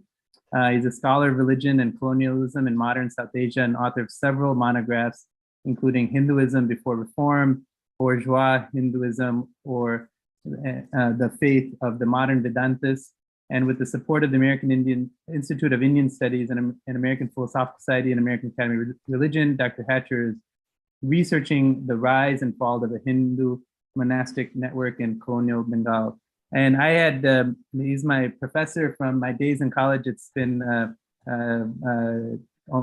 close to now more than 25 years. And it's a wonderful full circle Mormon to be able to be here with him this afternoon. And we'll invite him to give our final plenary. Dr. Hatcher, please.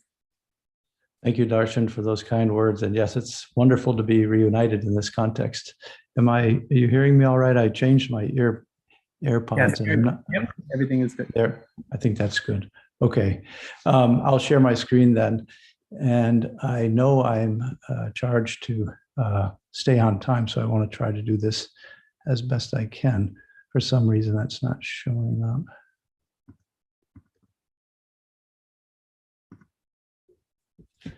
I'm sorry, my computer crashed a while ago, and it seems it wants me to do something with preferences.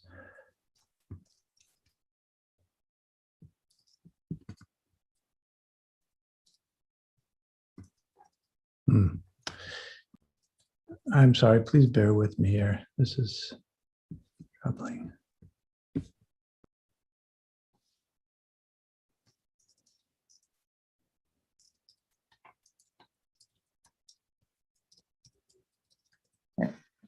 As we're waiting, just again, what I will invite you all to do, again, as we've had all these discussions from this over the course of this afternoon, please put your questions in the chat as we, and we have many of our scholars are still here and with us, and so we'll invite everyone at the end to sort of be participating in a sort of a in the chat discussion as well. Dr. Hatcher, were you able to? Oh, perfect. Awesome. Okay, here we go. Excellent. We can see your slides. Sorry about that. And now will need. Start my video. Okay. Okay. Please forgive me for that. That's a glitch I had not anticipated. And I was talking about trying to stay on time, so look at that. This has been a wonderful afternoon, and the peril of giving the final talk of the day is preparing in advance and then discovering all the many insightful things that will be said during the afternoon that could have changed what you would say. I'll stick to my plan, but where I can, I will try to insert some comments connecting to the presentations we've heard today. It's really been insightful and connective in a lot of interesting ways. Dr. Mehta asked me to provide a kind of overview of religious fasting or intermittent fasting as found in South Asia generally. And so that's going to be what I try to do for you. Call it Perspectives on Intermittent Fasting from Ancient India to the Present. And I'll begin with a comment from Jaita Talukdar in an essay on rituals and class and fasting. And she makes the comment that there are as many familial fasts as there are Hindu gods and goddesses. Now, if you know anything about Hinduism, it's famously said that there are 330 million gods in Hinduism. So that gives you a sense for her point. She's only referring to Hinduism there. The scope for my remarks will be Hinduism, Buddhism, and Jainism primarily. I won't treat the Sikh tradition, let alone Islam and Christianity, which are also, of course, South Asian religions. But I'll stick to the historically important three religions having their origins in South Asia. And I think what Talukdar's point alerts us to is the absolute diversity of fasting practices. And of course, it's not just about divine plurality, it's about a set of polarities, if you will, in value structures in South Asian religions that lead to a sort of diversification of goals in any single life situation. We have here the tensions that I'll try to sketch out for you. I give you a variety of Sanskrit terms here, and I apologize for this. But a broad tension, if you take the column on the left, I would consider these values we would call in Sanskrit under the rubric pravriti. Pravriti speaks to the forward motion, progress, movement, growth. The terms in the right-hand column speak to what we might call nivriti, cessation, the stopping of processes. So there's a basic tension in South Asian religions between getting ahead with the world, moving things forward, and ceasing. And this breaks down in the polarities you have here between kama, desire, and tyaga, renunciation, raga, passion, shanti, peace or quiescence, bhoga and yoga. These are two terms that we heard in presentations on Ayurveda. Bhoga, enjoyment, yoga, restraint. Dharma, we've heard that word used today for the Dharmic traditions. Dharma broadly means duty, law, righteousness, the things that one ought to do in this world to make the world cohere, hold together, and be a fruitful place. And then moksha, the kind of values around liberation, attaining escape from this world. So we have two basic sets of polarities that I want to leave you thinking about as we proceed through my comments today. I would call them the kind of life breath of the three traditions. These are, as it were, inhaling and exhaling in the tradition over time. No one of them ever really predominates for all Hindus or Jains or Buddhists, I don't think. Some matter more at some points in history. Some matter more at some points in the human life cycle. Some matter more for some people than for others. There was some conversation in the second breakout room about how one knows what's right for a particular individual in terms of fasting. We heard that it may be up to a guru to decide what a particular person undertakes for their fasting regimen.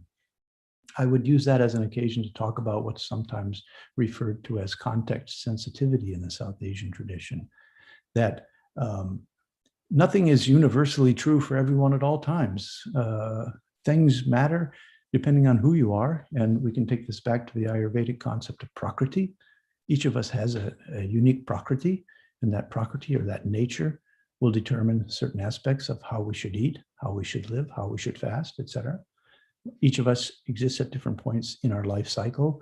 We're in different points and places in the social spectrum, etc. So all these factors in the South Asian sort of dharmic context would tend to determine variability in how one undertook a ritual like fasting. If I were to ask, why do people in South Asia say they fast? I think many would say it would be to gain access to or proximity to divinity, perhaps to procure blessings for this life, health, welfare, the success and happiness of one's family.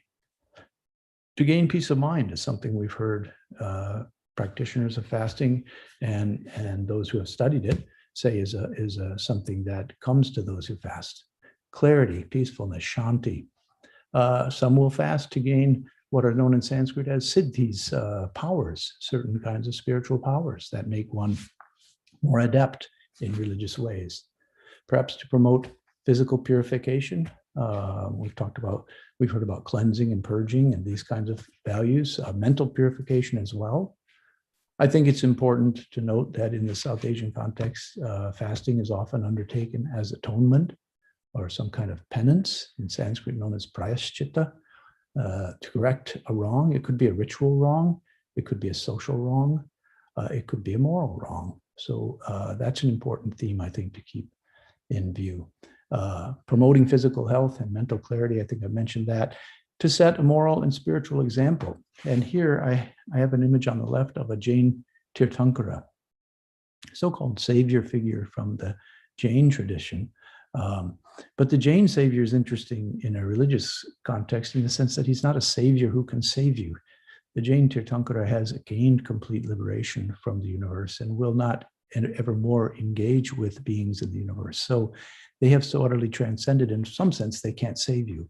But what they can do is model for you the path you should take to gain liberation. And if you look at the figure of this Jain Tirthankara, then you see it's a model in its nudity, for one thing, of renunciation, the giving up of jewelry and ornamentation, the pleasure of having different fashion accessories, etc. It's a svelte body that's shaped by yogic practice, and we have to imagine dietary restriction, since the Jain religion is quintessentially famous for being very concerned about limiting all forms of violence, dietary, physical, etc. So ahimsa, non-violence, is a key Jain value. Okay, so all this varies over time, tradition, family, individual, as I said. So what I thought I would try to do is take a quick kind of historical overview, looking at 7 representative scenes, if you will, from South Asian religious life. Bear with me, I'll try not to linger on any of them too long. This is really just to elicit some reflection on the diversity of fasting and the ways in which the polarity of values that I've sketched out come into play. I give you just a snippet of Vedic chanting from around 1200 BCE.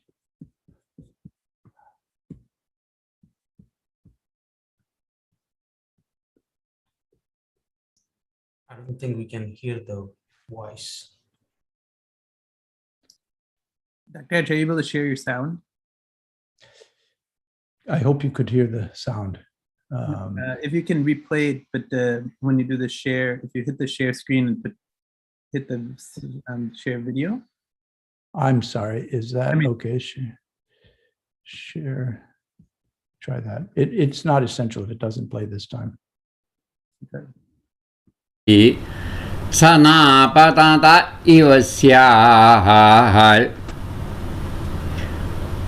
Ashanayato va etadrupam abhinata ivodarena. I don't know if that worked or not. Yeah, okay, good. So what we're hearing is some chanting that comes to us quite remarkably from as early as 1200 or 1000 years before the Common Era, preserved in immaculate recitation and memorization by scholars and Vedic Shastris throughout the eons. What I wanted to call attention to in this passage is a evocation of a sacrificial context, because the Vedic Indians performed fire sacrifice to the god Agni, and Agni has been mentioned in the context of Ayurveda. It's the fire in the stomach, Well, here we have an actual fire that's kindled and into which are made oblations, offerings to the gods, who are invited to come down and enjoy those offerings. The Vedic Indians did this in the hope of another theme we heard from our presentation on Ayurveda, in the hopes of long life. You should live 100 years. Well, one performed sacrifices to gain the blessings of a full life of 100 years, a life full of children, full of wealth, full of fame, full of glory. So the ancient Vedic period was a time in which fasting would have been done to prepare for the Vedic sacrifice, but the sacrifice itself was keenly oriented towards enjoyment, bhoga, if you will, enjoyment of the good things in life, marriage, prosperity, wealth. So I want to hit that theme fairly hard because I think many of us think of South Asia as a place of renunciation and the transcendence of worldly values. And yet from a very, very early time in the Indic traditions, worldly pleasure has been a key theme. The second theme is one that was touched on in the second breakout group by Dr. Sangsaraima Ujid, speaking about Buddhism. I just give you one image, a very well-known image of Siddhartha Gautama. We're looking at the man who would become the Buddha, or at least a depiction of him. We don't have actual images of him. This is a depiction of Siddhartha after he left the comforts of his royal palace, having decided that the world was characterized by disease, death, suffering, and having decided that a higher path, a higher goal was needed than simply going along with the ordinary life of desire. And in his pursuit of higher wisdom, he began fasting. And he took fasting, as you can see in this sculptural image from Gandhara in Pakistan, to the absolute nth degree. We're told that when he at one point went to scratch his belly, he felt his backbone. This came as a startling shock to him, and he realized he was on the verge of killing himself effectively by fasting so strenuously. So he accepted food, came back towards what became the middle path, a pathway between asceticism, as it depicted here in its extreme form, and what we could call hedonism, or the simple enjoyment of life, articulating for Buddhists everywhere and always the idea of a middle path, keeping the body healthy, not indulging it, but also not punishing it to the point that it can no longer be a vehicle towards salvation. I would skip ahead to the dawn of the Common Era and think about the codification of the law books in the Hindu tradition known as the Dharma Shastras. The Dharma Shastras would be the place where you would find, for instance, copious treatment of the theme of fasting in relation to penance and atonement for ritual and social errors. And I give you just a sampling from the law code of Manu, where we see upavasa, that is fasting, connected to correcting a sin, in this case, the sin of accepting gifts from a bad person. How do you correct that gift? You spend a month in a cow pen, subsisting only on milk and reciting a sacred verse known as the Gayatri Mantra or the Savitri verse 3,000 times. It's a punishing penance, and you can see at the end, when that man returns from this month-long penance, he's emaciated from his fasting. All right. But this is the price he pays in order to return to the social order as it should be lived. So here we see fasting in connection to penance, and I think that's an important theme where the correct ordering of society requires some ritual adjustment. Fasting is the remedy. Jumping ahead now a millennium and a half, taking the same Dharma Shastra tradition, that is the same tradition of reflection on Hindu law and duty, thinking in particular about what's called Stri Dharma, or the duty for women, which is codified already in Manu, but becomes elaborated in the Middle Ages, and particularly around the goals for women in their lives. And it's worth just pointing out that for a woman, the only ritual that really matters is marriage. She should marry a man and become his helpmate in his ritual life. That's the sum total of her sort of significance of her life. So if we look at a text like the Ekadashi Tattvam by Raghunandana from the 15th, 16th century, he's concerned with the figure of the widow. The widow is a problematic figure because she's lost her husband. She's lost the meaning of her life, and she is in some sense taken to be at fault for having not preserved the life of her husband. And she becomes something of a social pariah. And part of the strictures enjoined on the widow is the Ekadashi fast. And you can see Raghunandana saying here that any widow who takes food on the day of the Ekadashi, and this is the 11th day of the fortnight, that happens twice monthly then. So any woman who takes food, any widow on that day, loses her virtue and is cursed with the sin of feticide. That's a horrific sin and a terrible thing.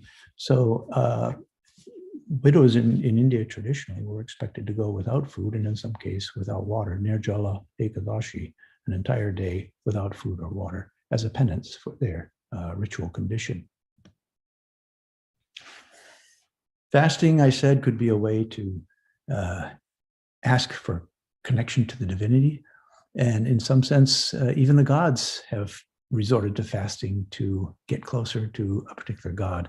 And I'm thinking of a 18th century poem by Bharat Chandra Rai, the Ananda Mangal, in which the gods, the great gods of the Vedic pantheon, Vishnu, Shiva, and Brahma, want the goddess Annapurna to manifest herself for the welfare of the world, but she's remained hidden.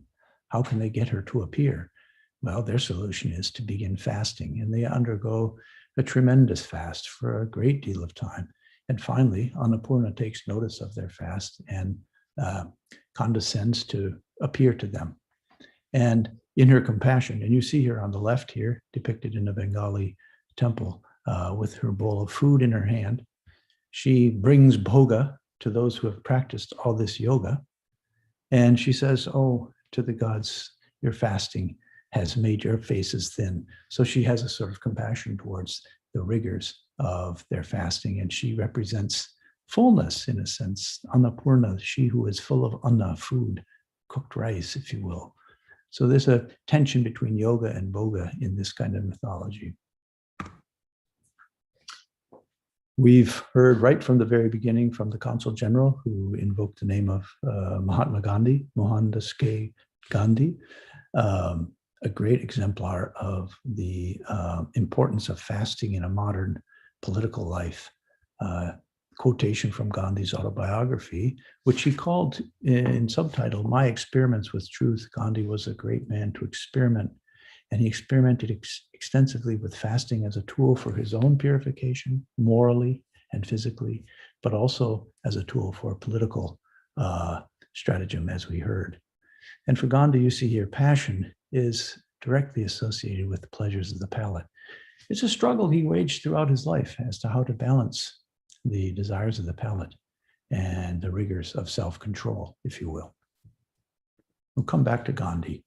I want to keep moving forward to my final scene, which we'll just say is today. Anywhere in India today, the practice of contemporary, what I would call vernacular Hinduism, ordinary everyday Hinduism. And I think in particular the Hinduism practiced by many householding women who undergo what are called vratas in Sanskrit, or vrats in the North Indian languages. Vrat is a vow. It's a ritual observance performed by Hindu women in particular to bring good things to life. So here's an e-greeting for Karva Chaut, one of the most important vrata occasions in North India, that asks for the woman who holds this vrata, who undergoes a day-long fast, to be showered with blessings of wealth and happiness.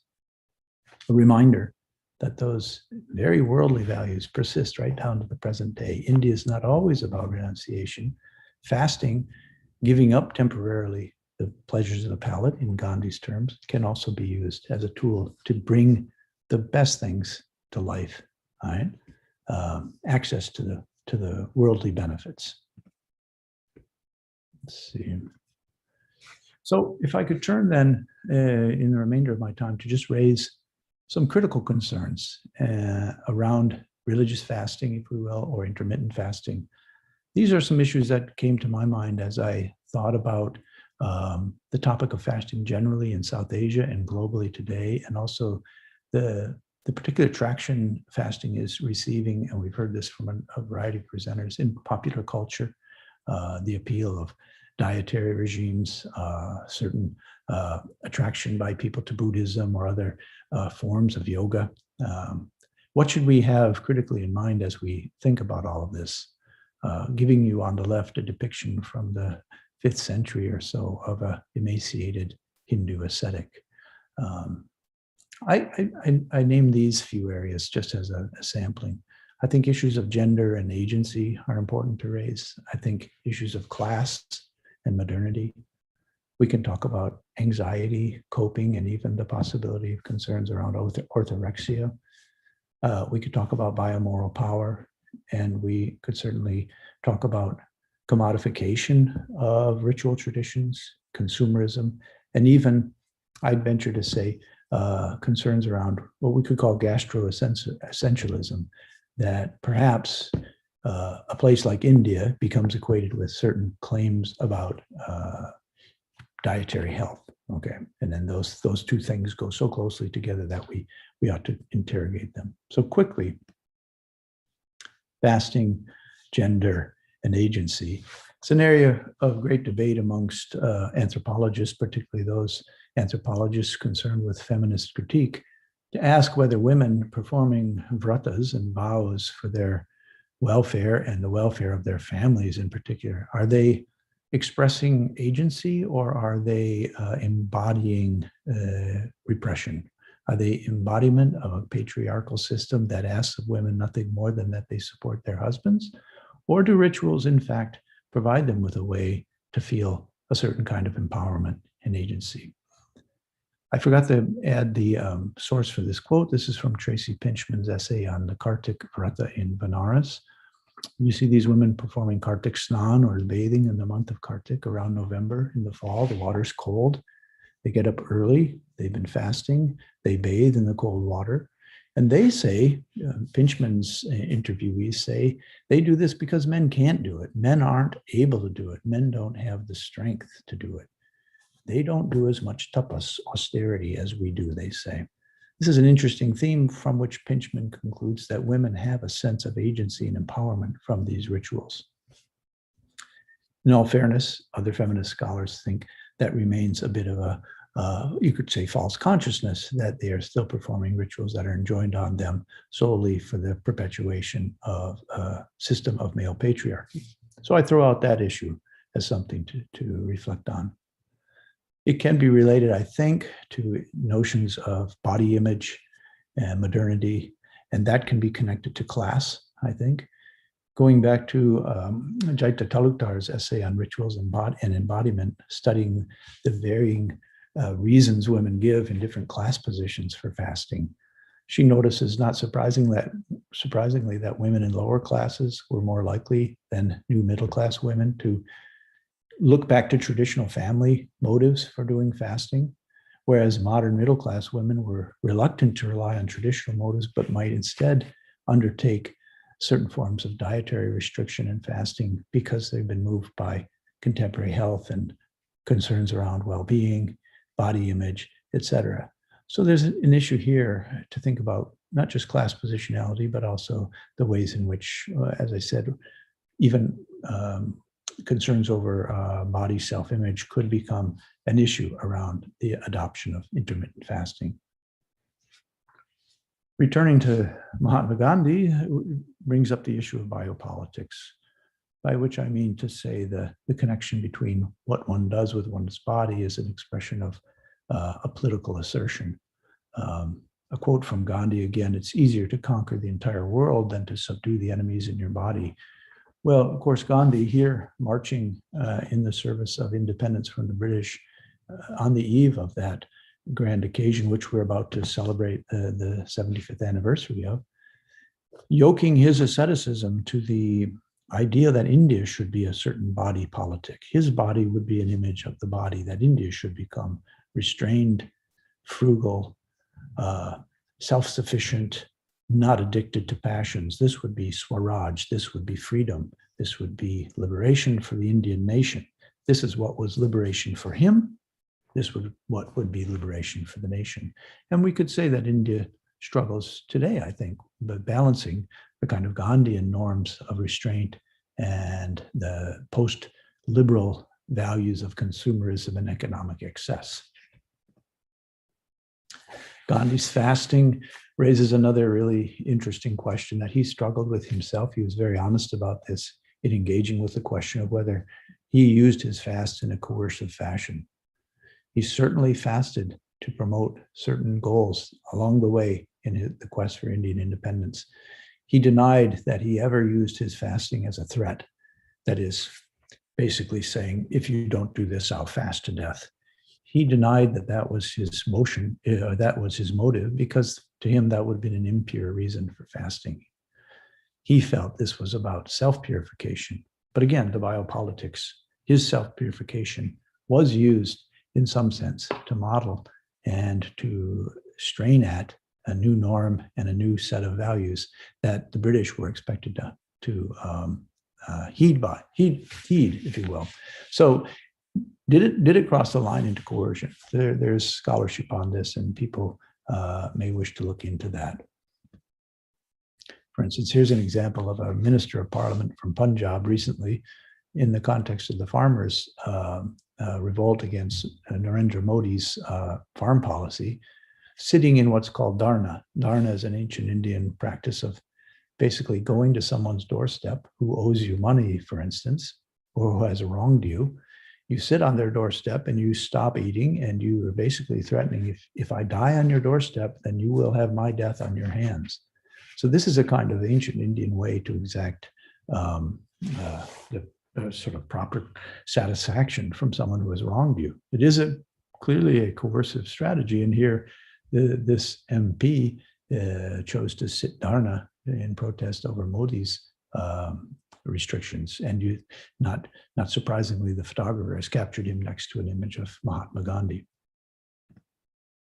I'll wrap up with the final thought that has to do with what I called gastroessentialism in its relation to commodification.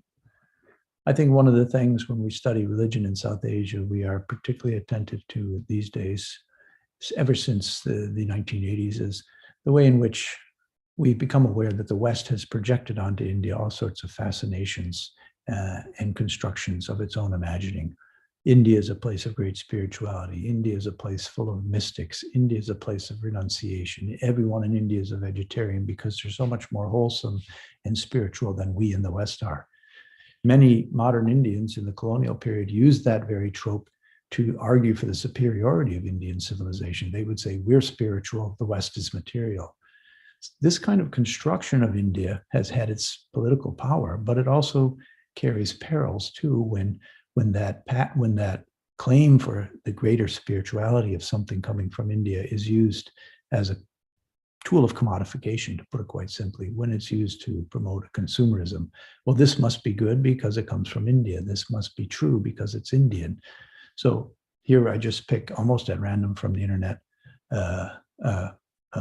an essay on whether Ayurveda is a fad or a true medicine.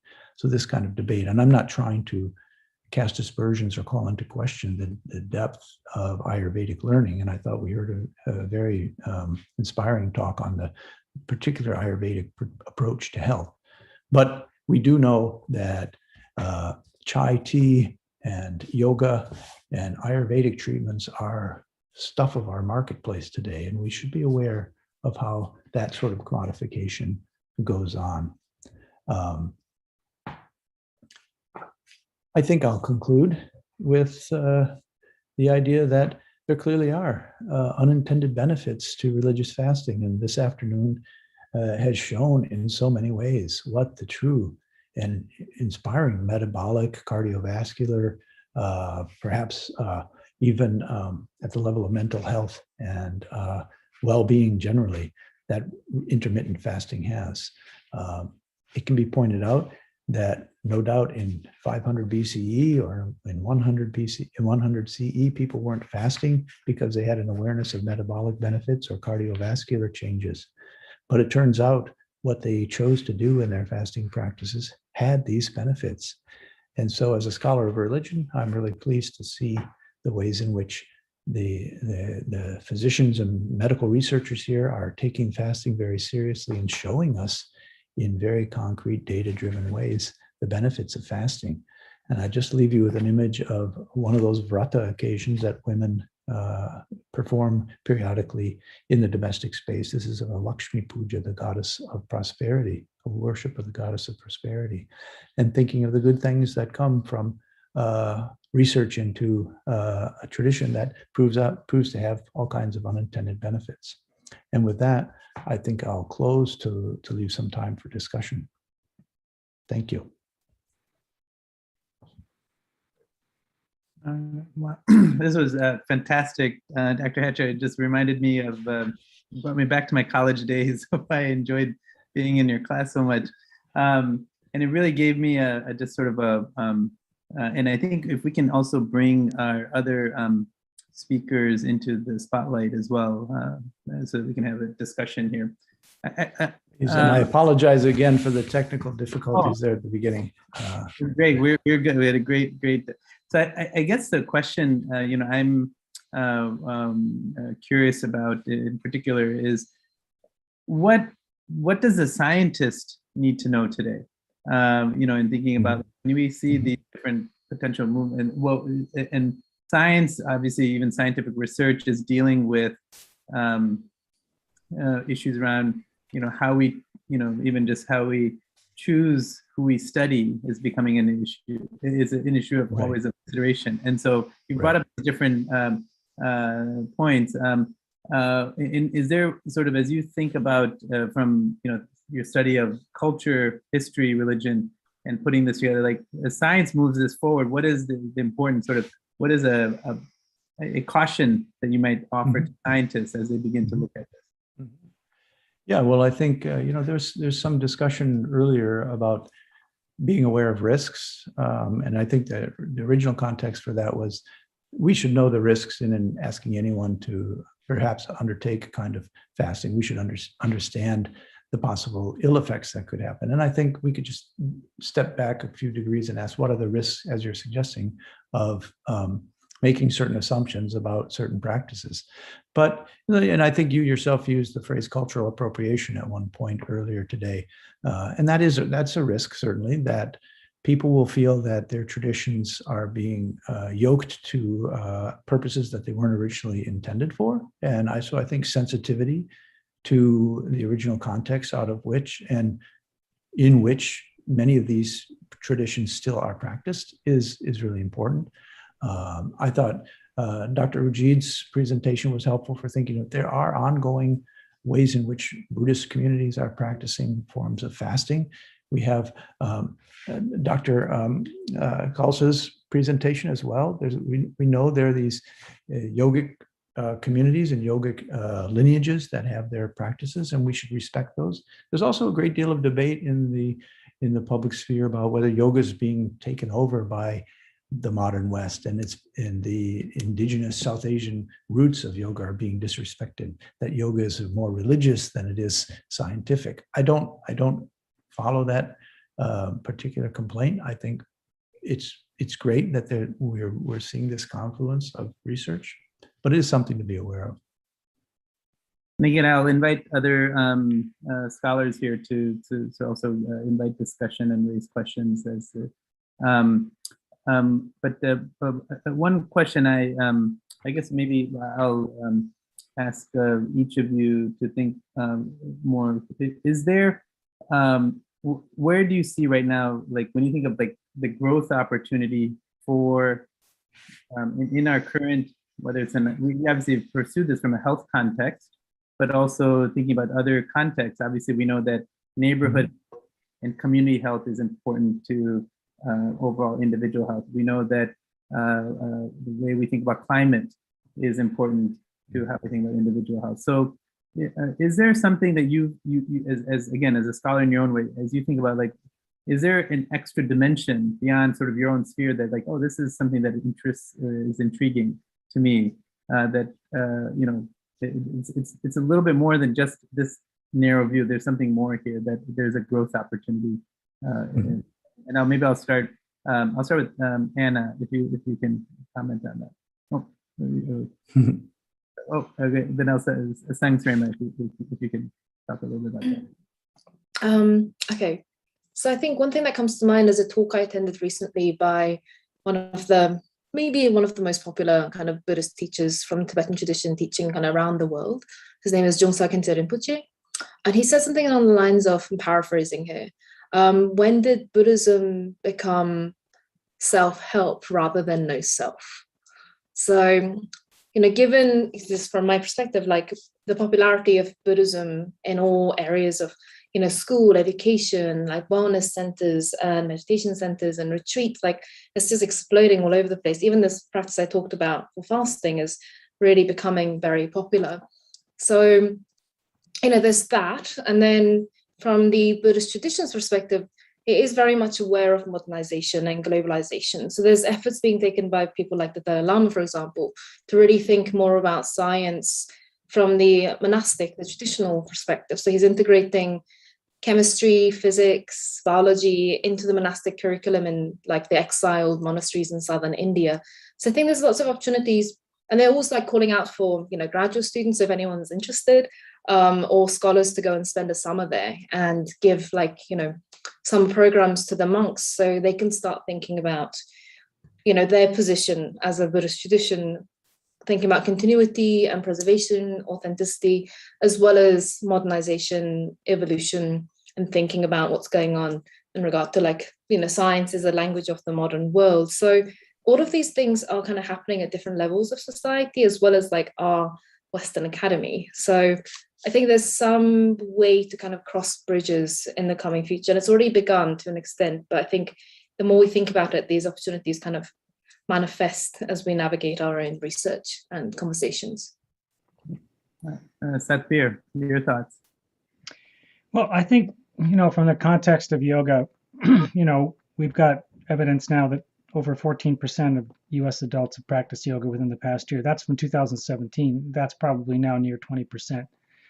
So it's becoming part of American lifestyle. The problem is that it's mostly being practiced by, rich, well-educated white women predominantly. And, that has to be rectified within the yoga community so that we get more equity across the population. But I view yoga, and I would include, fasting practices, as techniques of mind-body hygiene. And our Western society is really very much lacking in these kinds of techniques. And so I see the virtue of putting these hygiene practices into our Western culture. And that means putting them into the schools. And there's a great need, certainly for emotion regulation, stress regulation. We don't have these strategies in our schools. And these kinds of yoga and mindfulness practices are essential. And if fasting can help with that in terms of eating behavior and health, I'm all for it. And so I think that's the next place that we need to go with this, is to really allow that implementation to happen so that we have in our schools not just education for them to get jobs, but education into how to manage their minds and bodies so that they're healthy, so that we're not experiencing what we are experiencing right now, which is literally an epidemic of non-communicable disease, which far outstrips anything that happened during the pandemic. And yet, it's been lost in the media because of the pandemic. But this is the major killer. It's 90% of healthcare costs in the U.S. and it's 90% of deaths in the U.S. So this is where I see the most important place for these kinds of practices. So I'm going to ask a sort of follow-up question because you're just intrigued, and Mark, this will be to you, and then Brian, if you can also address it as well. Is thinking about Mark as a scientist, the intergenerational, practices of fasting. Do you suspect that the effects that you might be seeing as a scientist cross generations, going from, as opposed to it just being, we always think at the level of the individual, but we learned from our work in trauma, there are intergenerational effects of trauma. So are there potential intergenerational benefits of fasting that you might be curious, and as sort of as Brian, as an anthropologist and as a theologist, how do you think, how is fasting evolving intergenerationally as we move into sort of modern eras? Yeah. The answer is yes, but a lot of the evidence comes from the, comparing unhealthy eating habits in terms of calories, too much simple sugars, to a better diet. So epidemiologically, for example, in the United States, the largest percentages of people with diabetes, obesity, heart disease, and all these non-communicable diseases is in the South.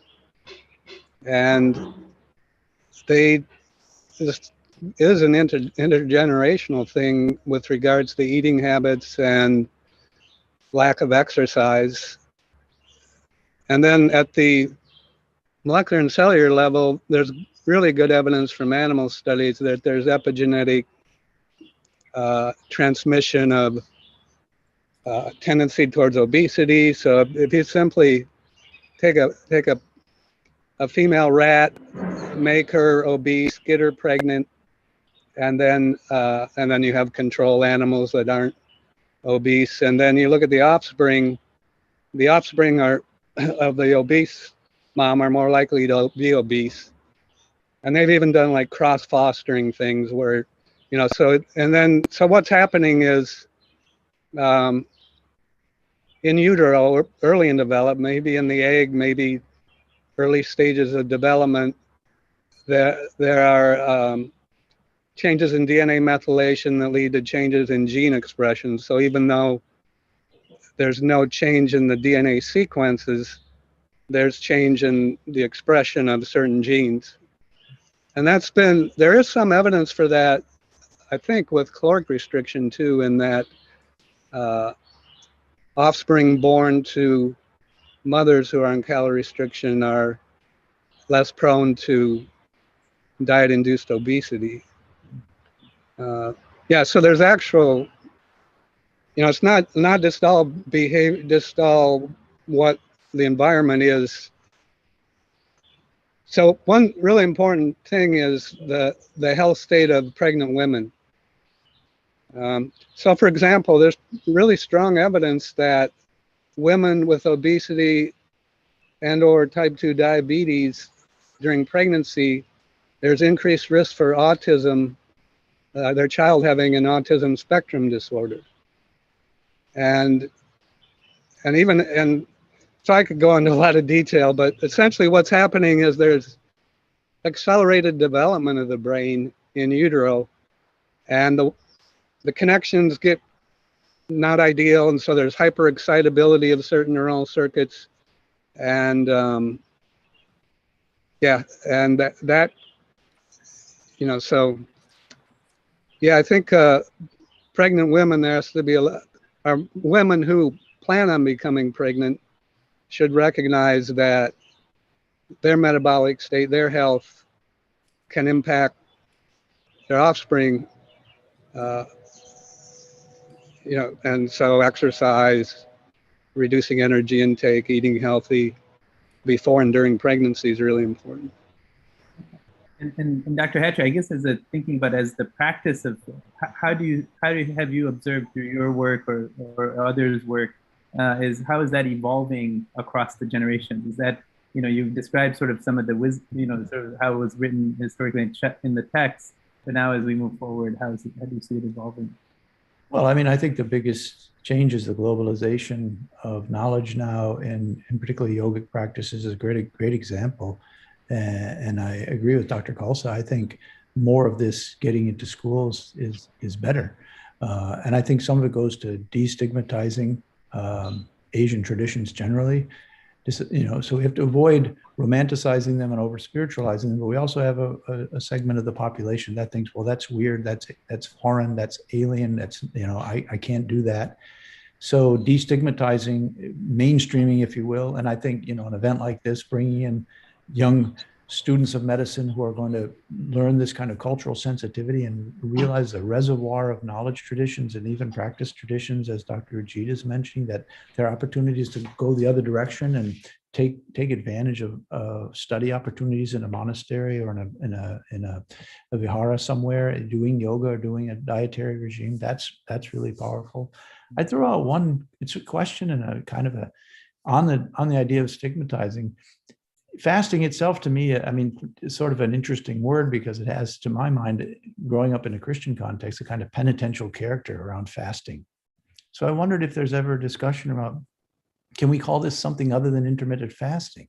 Mm-hmm. Because if you mention fasting, I think I'm in Lent, or I've done something wrong, or I'm punishing myself. And then that goes into adverse mental health effects, I think. So I don't know if your group of scholars talks about that, and I see you nodding, so maybe. Perhaps if I can intervene for a second, Darshan, is that okay? Yeah, absolutely. Yeah. I mean, I think the best thing is really, of course, just call upavas, which means living near yourself. And that may be, because sometimes English words are difficult. But I wanted to just speak of a little bit about these cultures, you know, especially from medical point of view, Darshan, you were asking how we can educate people. I mean, I find that fasting and associated philosophy with it is somehow a delivery mechanism. They say, well, Jains say, well, you want to be non-violent, and see how many things they avoid by that, infections and meat and all kind of things. It's just, they just use the word non-violent. I'm not saying that is not a great philosophy. I'm just simply saying from medical point of view, that's a great way of doing it. India has all these very long held traditions, just like in science we change. This also should change. A lot of things should change. But the scientific value of collecting information and data and trying to make sense of it, it is a process of development. And just like we don't want to use antibiotics all the time because there is a resistance. You know, you have bacteria which are antibiotic resistant bacteria. We don't want to wash our hands too much because then we get rid of our organisms which are very supportive to us. We also need to think about, I think Dr. Hatcher is talking about, you know, many things, especially about when also we talk about men versus women. You know, actually in India, there is a tradition that men and women both should do certain type of rituals over a period of time before a child is born. I mean, ideal conditions. But we know in Ayurveda, men and women are clearly Vata, Pitta, Kapha that Dr. Lad was talking about. There are different kind of gene expression in those Vata, Pitta, Kapha also, men and women.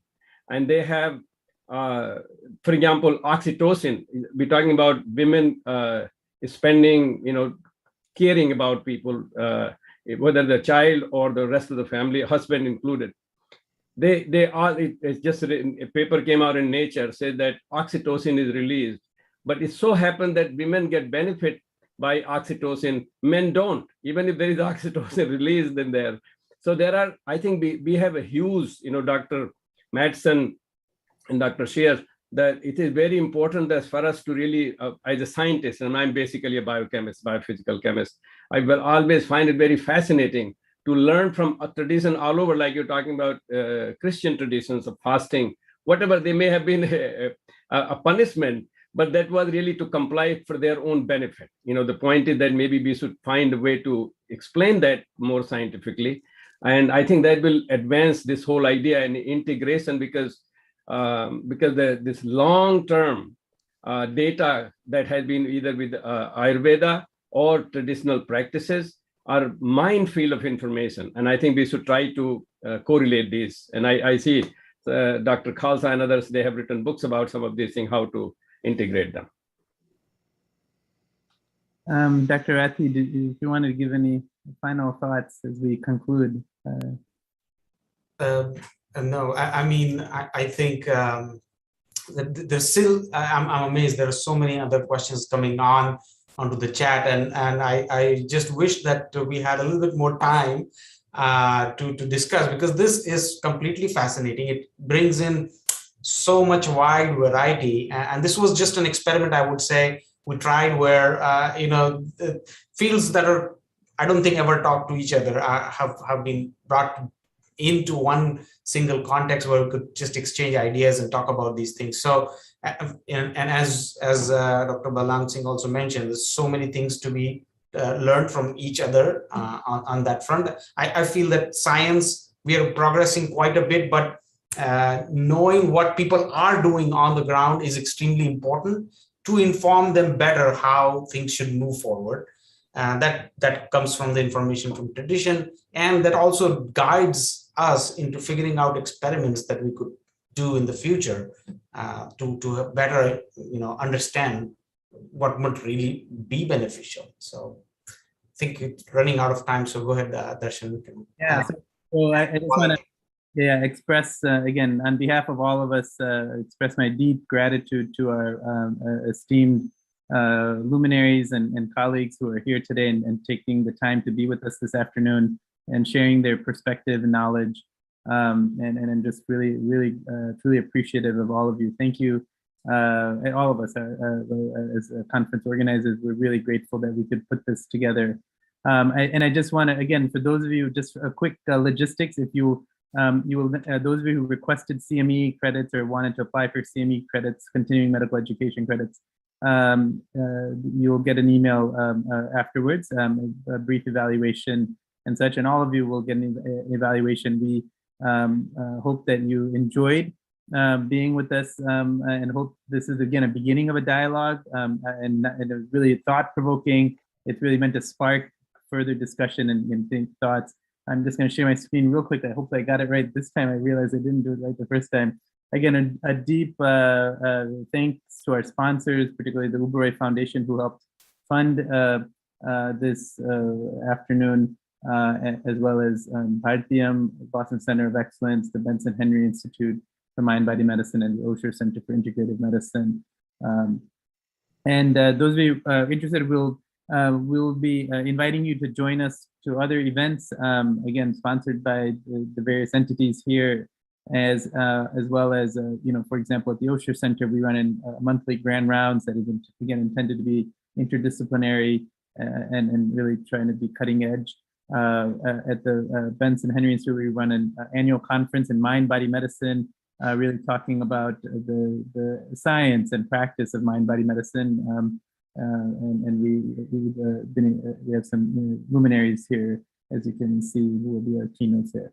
And then last but most importantly, and at least really a note of gratitude to Kushi Doshi, who's here. He's here, Samreen Sethi, who had to leave, and Vivek for providing the support, AV support for this habit. This is, as you can tell, we're grateful to all of you who were patient in the beginning, but we had actually a very full audience through and through the whole presentation. So thank you to all of you and thank you to please share my gratitude, our gratitude to them as well. So with that, again, thank you to all of you for this wonderful afternoon, and we look forward to continuing this dialogue as we move forward. Thank you. Have a good weekend, everybody. Yeah, take care. Good to see everyone. Take care. Bye.